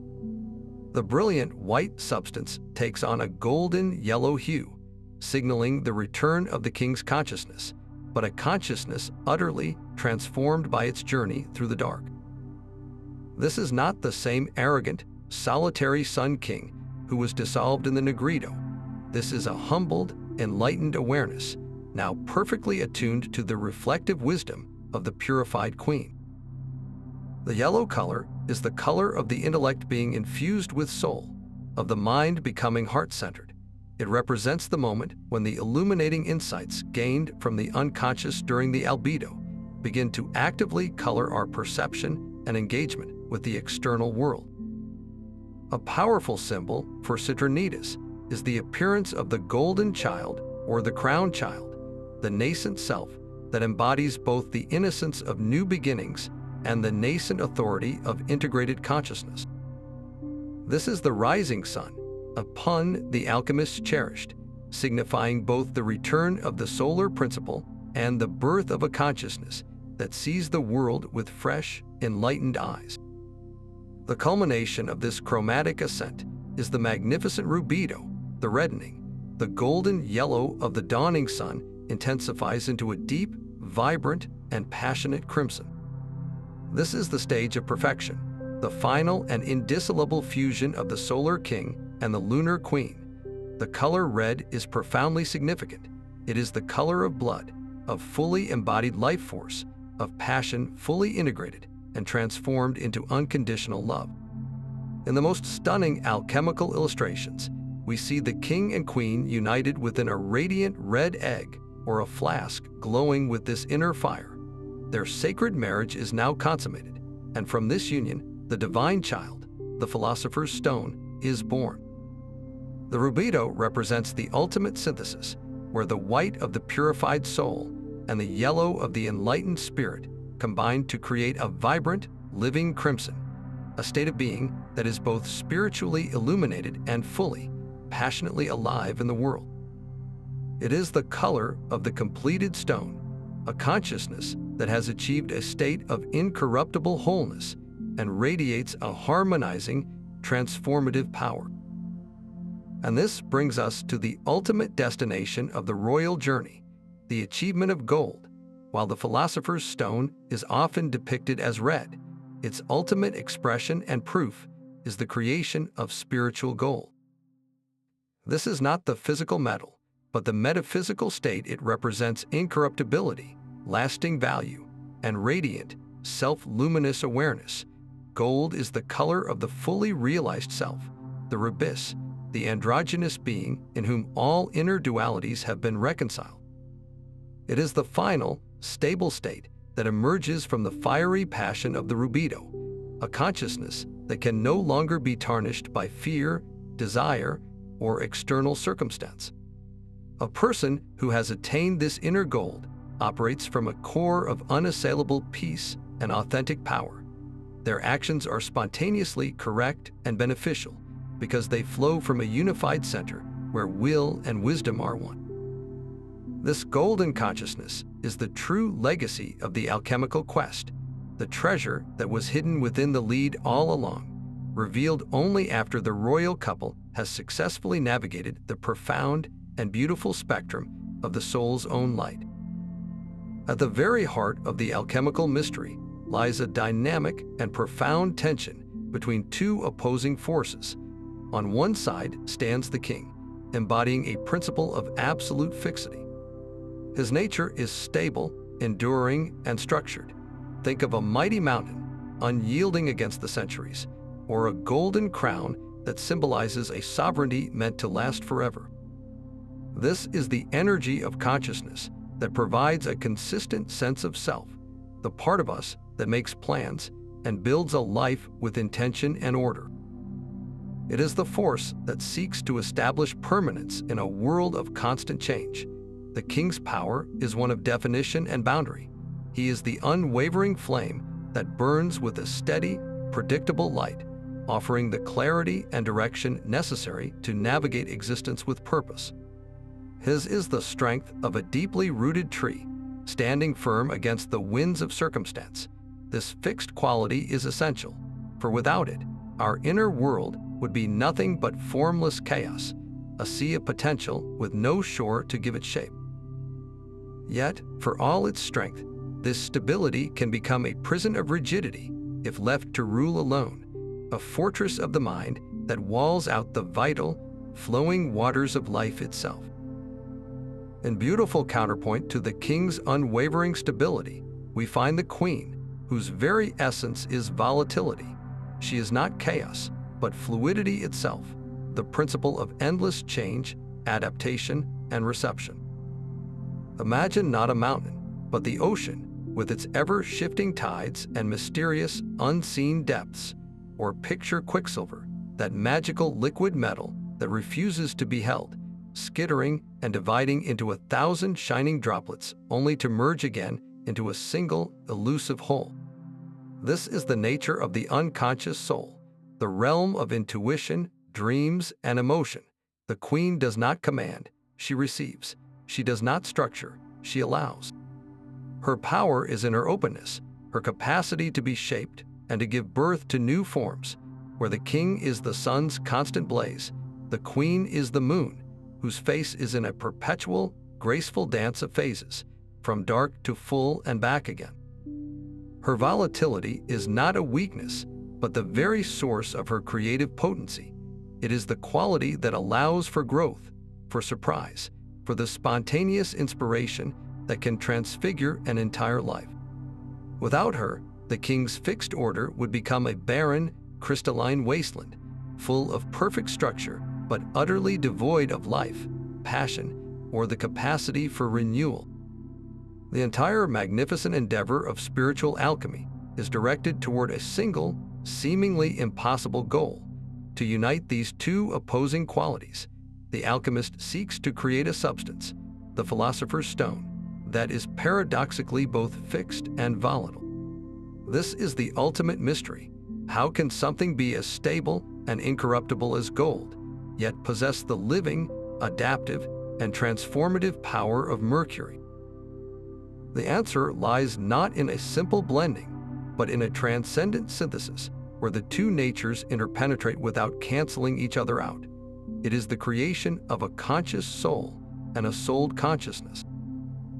In this perfected state, the fixed nature of the king provides an unshakable foundation of being, a core of identity that can no longer be shattered by life's turmoil. Yet this core is not rigid. It is permeated by the queen's volatility, which allows it to flow, adapt, and respond to the world with infinite creativity and compassion. The stone is therefore a state of being that is both perfectly centered and infinitely flexible. It is the unshakable peace at the center of the storm, and the capacity to dance with the storm's very winds.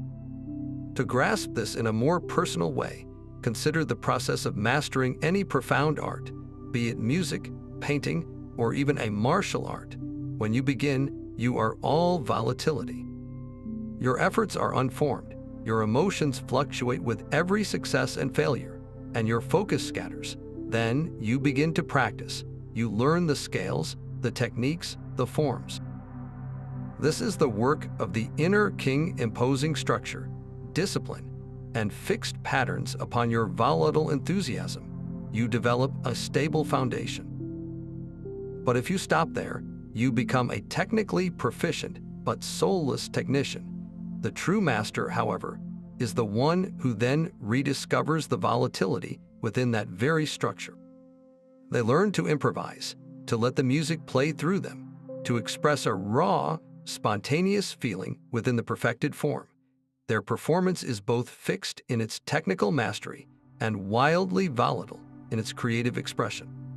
The structure does not limit the creativity. It enables it to be communicated with power and clarity.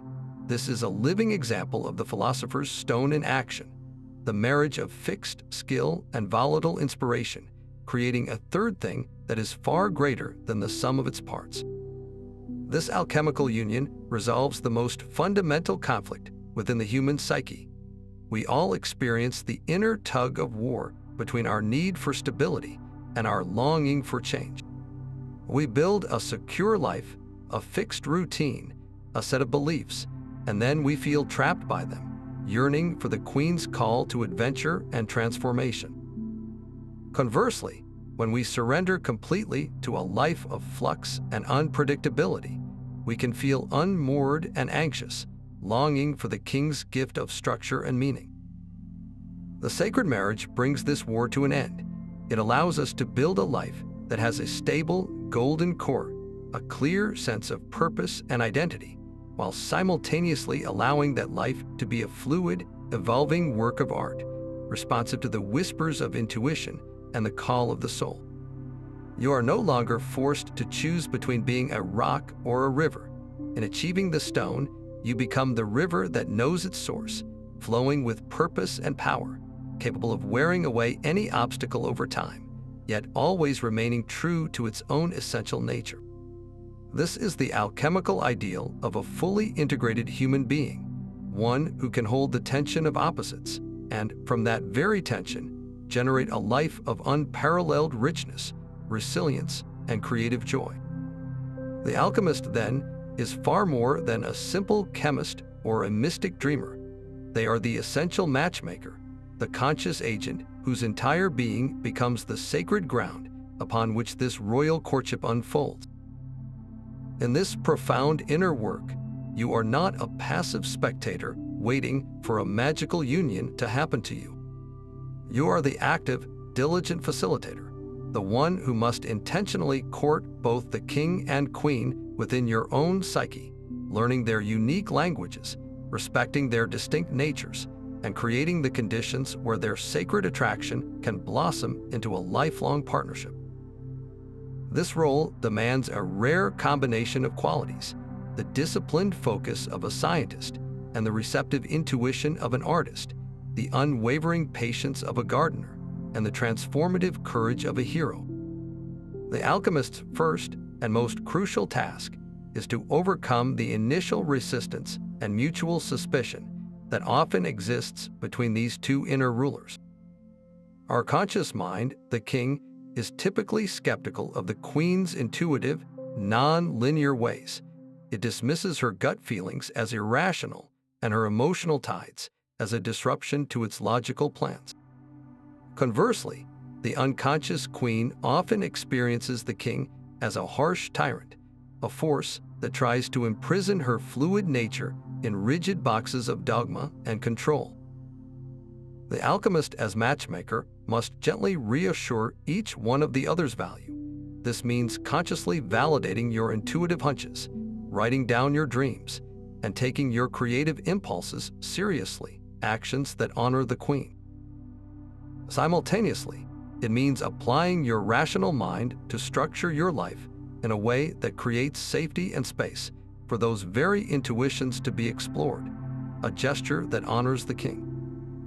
You are, in effect, introducing them to each other, translating the queen's symbolic language of emotion and image into concepts the king can understand, and inviting the king's focused will to provide a protective structure for the queen's vulnerable expressions. This matchmaking extends directly into the physical rituals of the laboratory.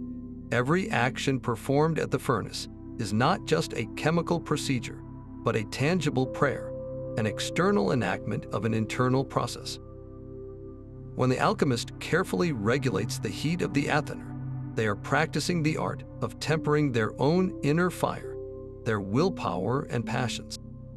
Too much fire, and the volatile queen evaporates into uncontrolled emotional outbursts or manic inspiration.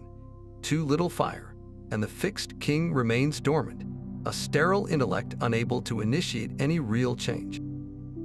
The matchmaker's job is to find that perfect, gentle heat that encourages interaction without causing destruction, the process of dissolution, of dissolving a solid in a solvent, is a physical ritual of the king learning to surrender his rigid control and trust the fluid wisdom of the queen.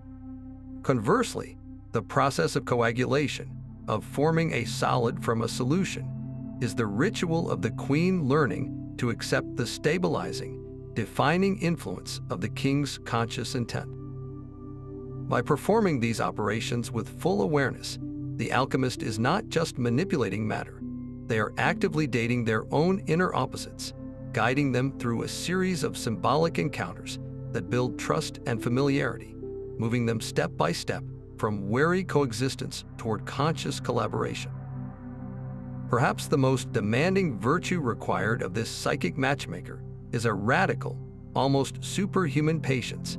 Alchemical texts are filled with warnings against haste, symbolized by the foolish alchemist who rushes the process and is rewarded only with explosions, toxic fumes, or worthless slag. The Latin motto Festina lent, make haste slowly, was their guiding principle. Psychologically, this means resisting the ego's desperate desire for a quick fix, a sudden enlightenment that bypasses the necessary, often painful, stages of the work. The nigredo, the blackening, cannot be rushed. The dark night of the soul must be fully endured for the subsequent dawn to have meaning. The albedo, the whitening, requires endless, repetitive cycles of self-reflection and emotional cleansing. As a matchmaker, you cannot force the king and queen to fall in love.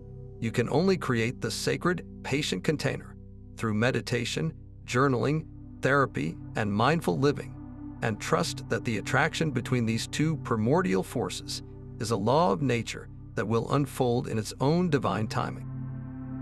This patience is an act of profound faith, a trust in a process larger than your conscious self, knowing that the seeds you have planted in the dark soil of your unconscious will eventually break open and reach for the light when they are ready, not when you demand it.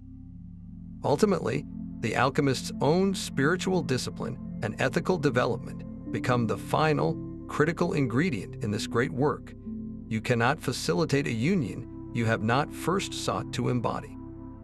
An arrogant, greedy, or impatient alchemist will inevitably project those qualities onto their inner king, creating a tyrant, and will fear their own inner queen, seeing her as a chaotic witch.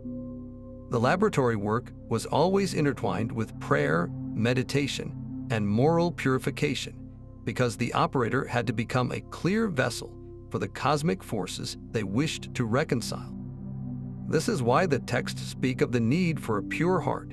Your consciousness is the lens through which this entire drama is perceived and guided. If that lens is clouded by unresolved trauma, selfish motives, or spiritual pride, the process will be distorted.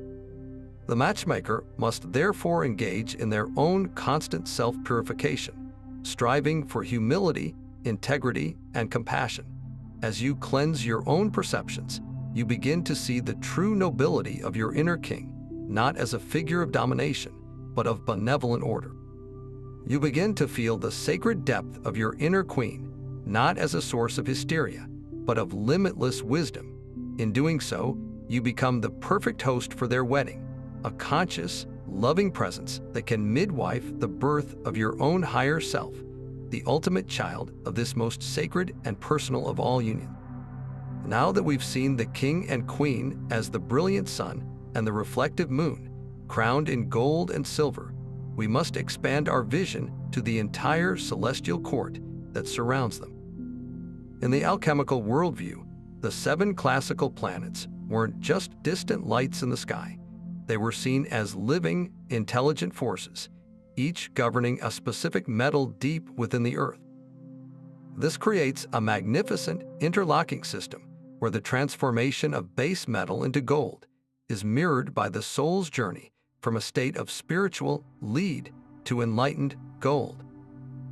The king and queen's journey to union isn't a solitary affair.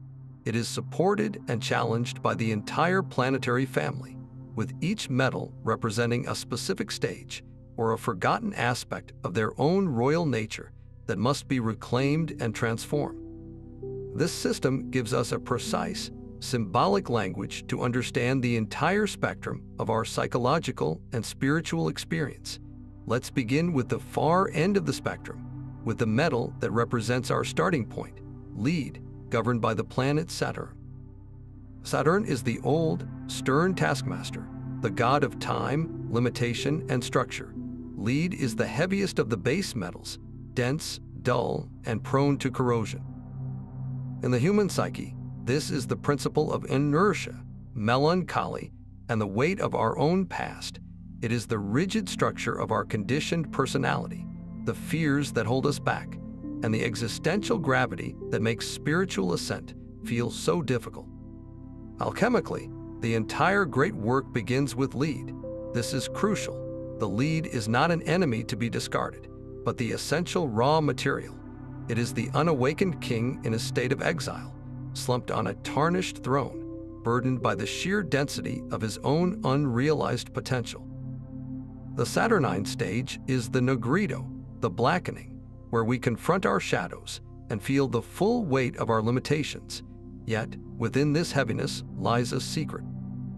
Saturn is also the great purifier. His harsh lessons of discipline, patience, and confronting reality are what ultimately break down the ego's arrogance, preparing the king for his eventual humbling and purification.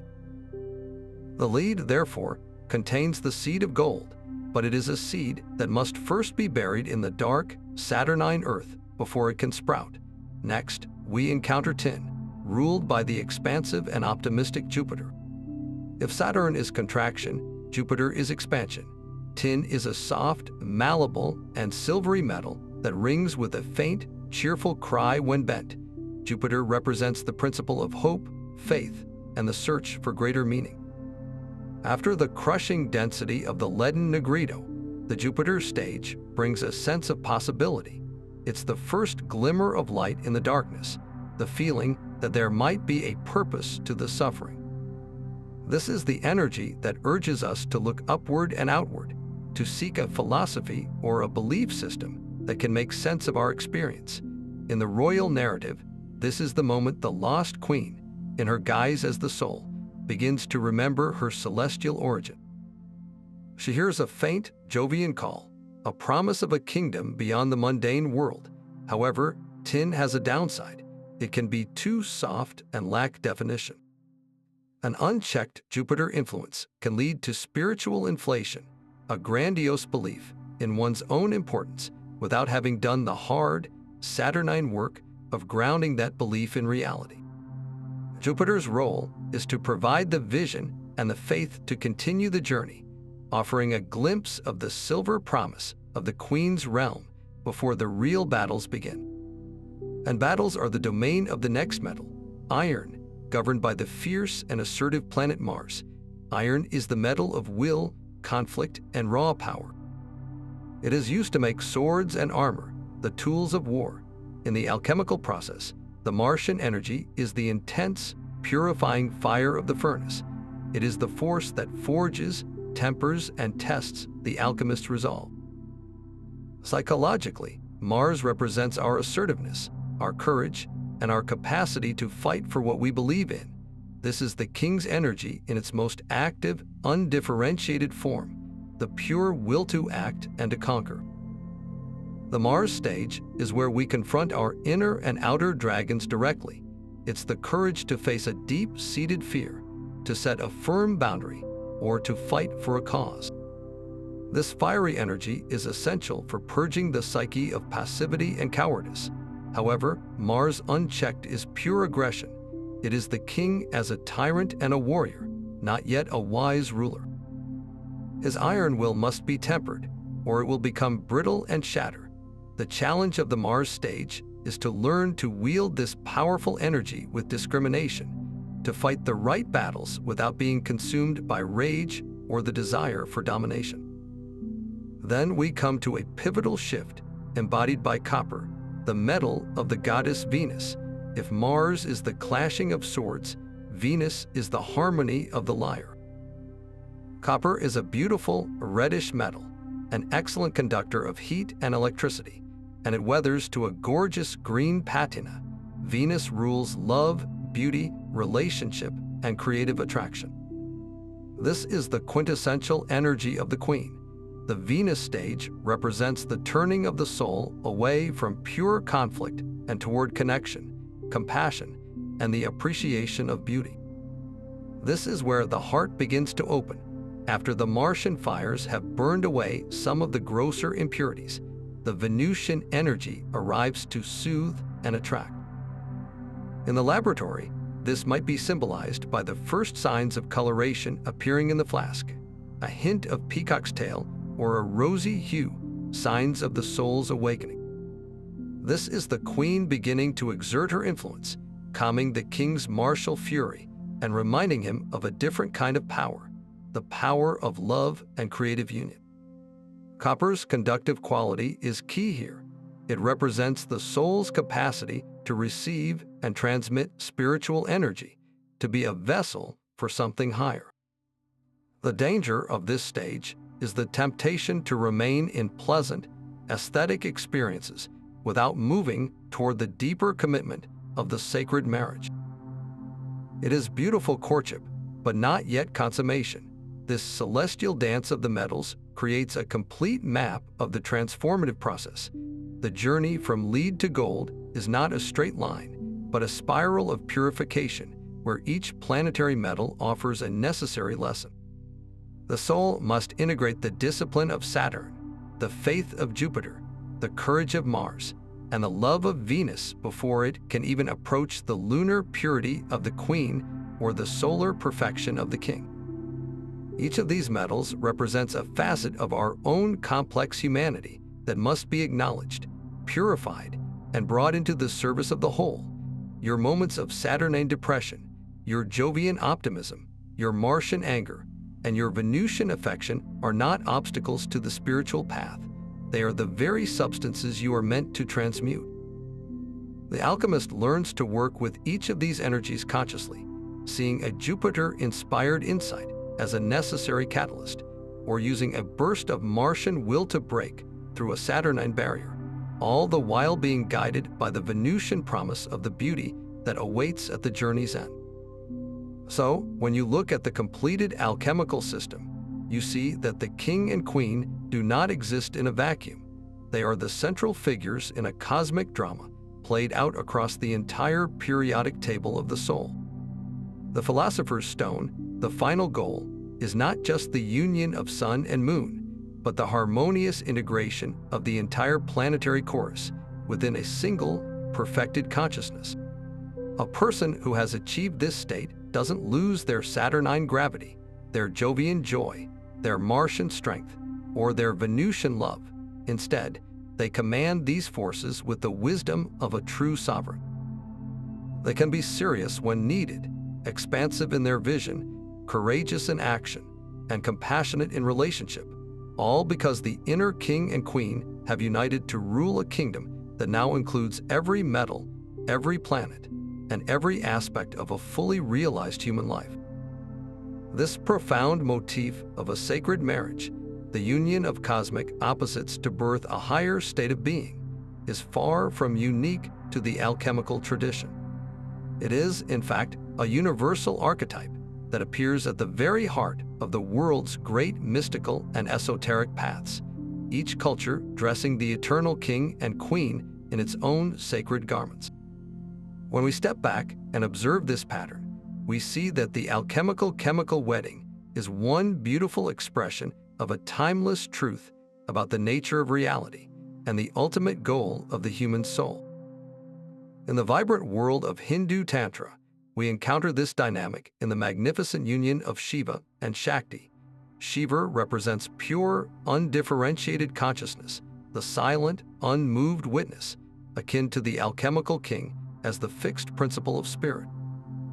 He is the passive, luminous sky in which the drama of existence unfolds.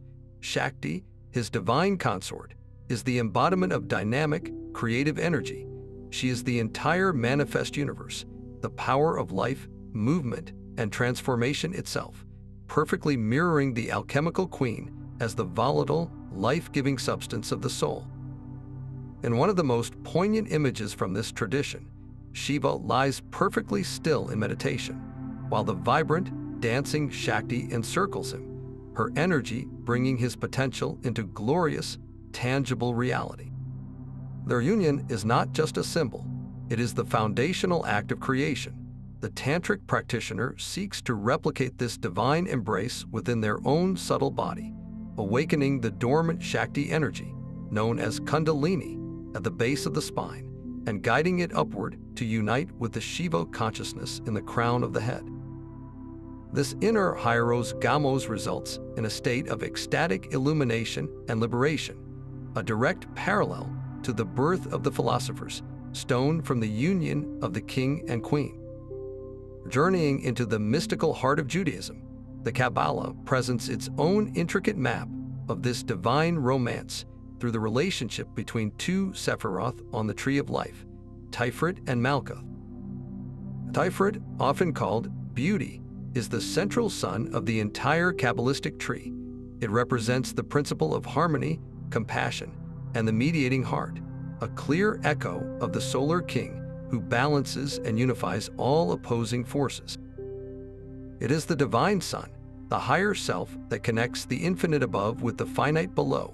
Malkuth, meaning kingdom, is the lowest Sephirah, representing the physical world, the divine presence immanent within creation, and the receptive vessel, the quintessential queen. She is the divine daughter, the bride. The entire spiritual journey in Kabbalah can be seen as the ascent of the soul from Malkuth through the trials of the inner worlds to achieve a conscious union with Tiferet. This union, called the coupling of the Holy King and the Shekinah, is the restoration of wholeness. When an individual performs a righteous act with conscious intention, they are said to be raising the sparks and facilitating this sacred marriage on a cosmic scale, drawing the divine presence of the Shekinah back into union with the Holy One, thus healing a fractured world. This is the alchemical work transmuted into a framework of cosmic and personal tikkun, or repair. Even the mythologies of the ancient world whisper this same secret. In the Egyptian mysteries, the annual flooding of the Nile was seen as the result of the sacred union between the sky god Osiris and the earth goddess Isis. The life-giving waters from the sky fertilized the land, ensuring the fertility and sustenance of the entire kingdom. This was not merely an agricultural metaphor, but a profound spiritual truth. The descent of spirit into matter is what gives life its meaning and vitality. Similarly, in the Greek Eleusinian mysteries, the central myth involved the abduction of Persephone by Hades and her mother, Demeter's desperate search for her. Their eventual reunion, which allowed Persephone to return to the world for part of each year, symbolized the cyclical death and rebirth of the soul and the joyful, if temporary, union of the divine mother and daughter, representing the different aspects of the feminine principle in its full cycle. These stories provided initiates with a symbolic framework for their own inner transformation, a promise that even through the darkness of the underworld, a sacred reunion and renewal were possible. When we place these traditions side by side, a stunningly consistent pattern emerges, revealing what the psychologist Carl Jung would call a fundamental archetype of the collective unconscious. The king principle, whether as Shiva, Tiferet, or Osiris, consistently embodies transcendence, consciousness, structure, and the unchanging world of spirit. The queen principle, as Shakti, Malkuth, or Isis, invariably represents immanence, the unconscious, the creative life force, and the ever-changing world of matter and soul. The ultimate goal across all these systems is not the victory of one over the other, but their sacred and fruitful marriage. This union resolves the great spiritual dilemma of the perceived separation between heaven and earth, spirit and body, the eternal and the temporal. It teaches that enlightenment is not an escape from the world, but a profound embrace of it, where the divine is discovered shining through the very fabric of creation. The mystical experience sought in all these paths is this state of non-dual awareness, where the seeker realizes that the observer and the observed, the lover and the beloved, the king and the queen, are ultimately one. Understanding this universality empowers our own personal practice. It means that whether you are visualizing the ascent of Kundalini in meditation, contemplating the pathways on the Kabbalistic tree, or working with the inner symbolism of the king and queen, you are engaging with the same fundamental, transformative process. You are participating in a cosmic drama that is as old as humanity's search for the divine. This broader perspective liberates the symbols from the confines of any single tradition and reveals them as a universal spiritual technology.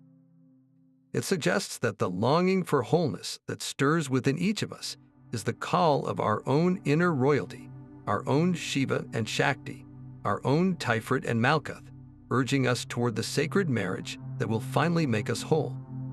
This recognition can dissolve dogmatic barriers and open a door to a more profound, experiential spirituality, where the ultimate goal remains constant: to become a living embodiment of the divine union, a conscious vessel through which the transcendent and the immanent dance together in perfect, harmonious balance.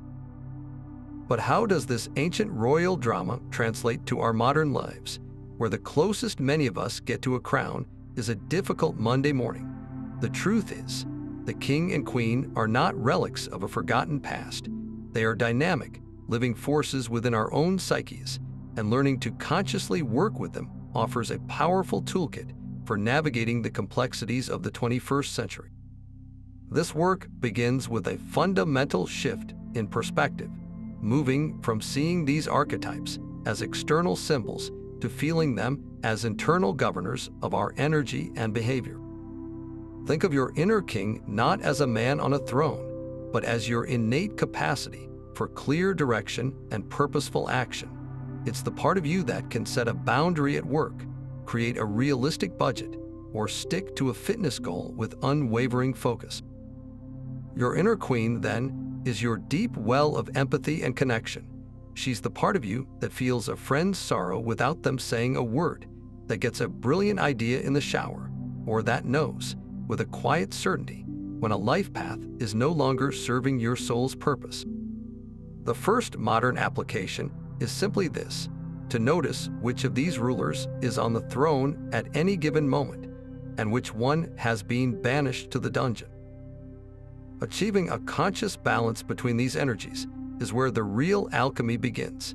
In a world that often overvalues king-like qualities, productivity, logic, and assertiveness, many people find their inner queen languishing. You might be highly successful in your career, a true master of logistics and strategy, yet feel a hollow ache of loneliness or a creative drought that no amount of external achievement can fill. This is the cry of an uncourted queen. The remedy is to consciously create space for her. This doesn't require a week-long silent retreat, though that can be wonderful. It can be as simple as dedicating 20 minutes to free writing in a journal without a goal, allowing your thoughts and feelings to flow onto the page without the king's critical editing. It's taking a walk in nature with no destination, simply opening your senses to the colors, sounds, and smells around you. It's engaging in a creative hobby with no intention of ever selling the result: painting, gardening, playing music purely for the joy of expression.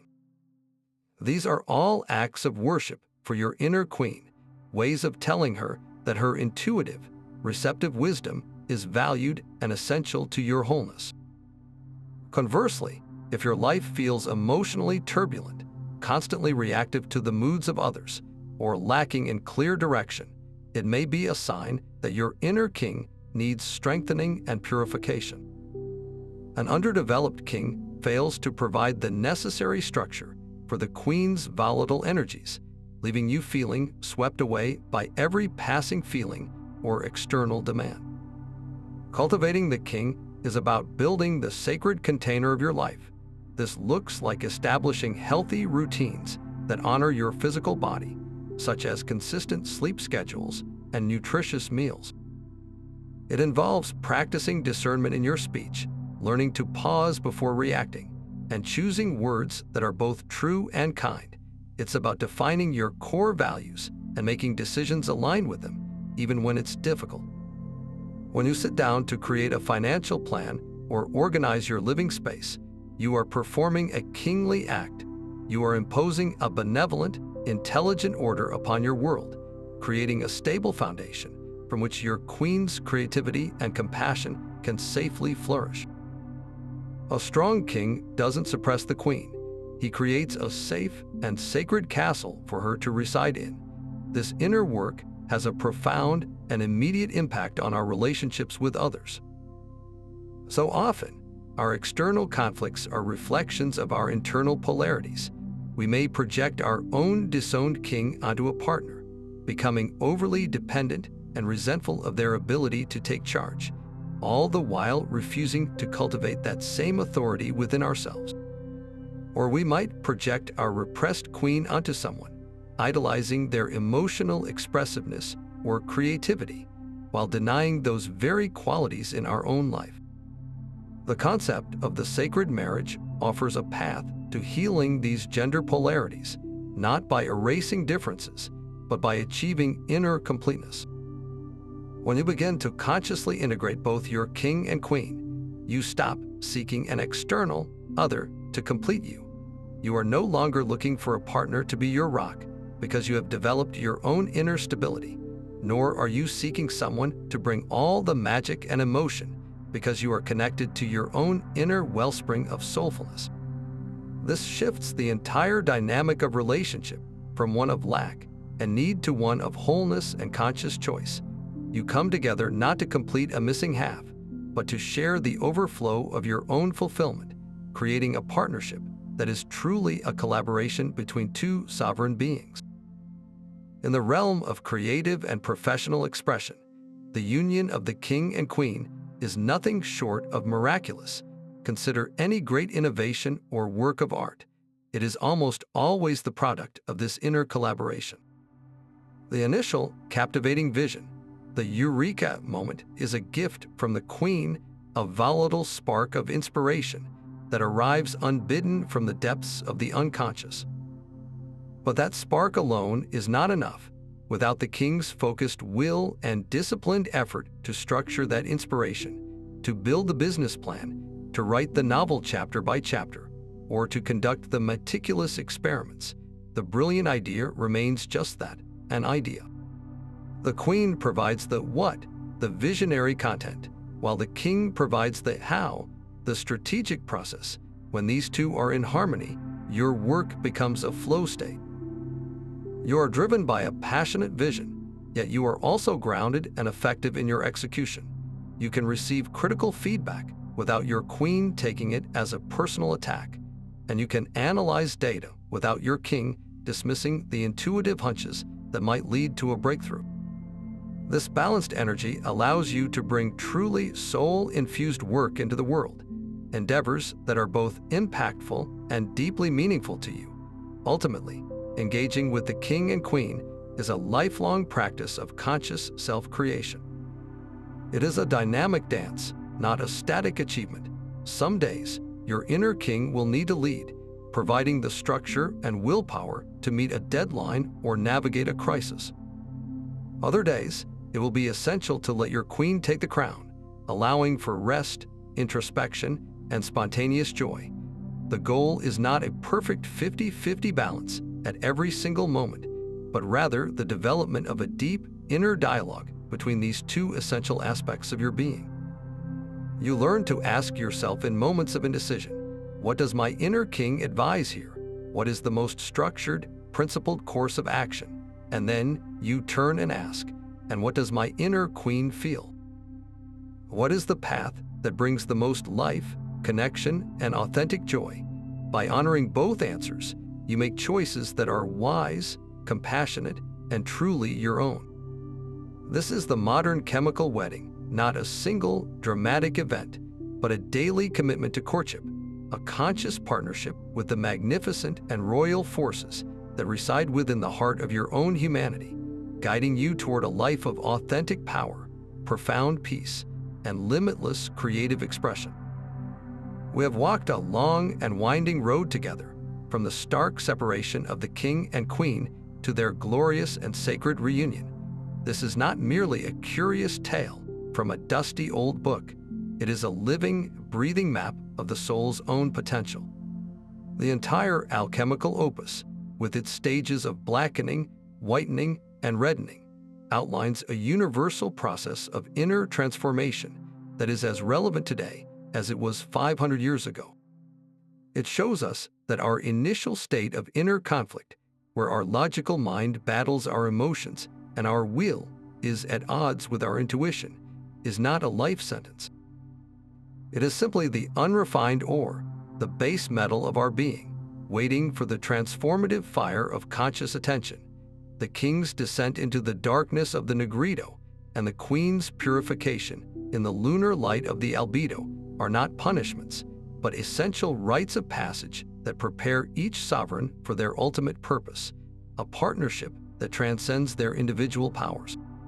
When they finally meet in the chemical wedding, it is the resolution of our deepest internal schism, the birth of a consciousness that is both powerfully directed and infinitely compassionate. The philosopher's stone that results is the ultimate prize, not a physical object to be possessed, but a permanent state of wholeness to be lived. This ancient map empowers us to reframe our own personal struggles and aspirations. That difficult period of depression or loss you weathered, see it as your own nigredo, a necessary dissolution of an old identity that no longer served your soul's growth. That moment of serene clarity you experienced after a long walk or a quiet meditation, that was a taste of the albedo, a glimpse of the soul washed clean and shining with its own inner light. And that creative breakthrough or sudden insight that solved a problem you had been wrestling with for weeks, that was a miniature chemical wedding, a beautiful collaboration between your focused intent and your deep, intuitive wisdom. The symbols of the king and queen give us a language to understand these inner processes, to see them not as random events, but as part of a sacred and intelligent journey towards self-realization. They teach us that the goal is not to eradicate our humanity, but to refine it, to turn the lead of our fears and limitations into the gold of our authentic power and profound inner peace. This journey does not end when you understand the symbols. It truly begins there. The most profound question this entire exploration leaves us with is a deeply personal one. Where do you see the dance of the king and queen playing out in your own life right now?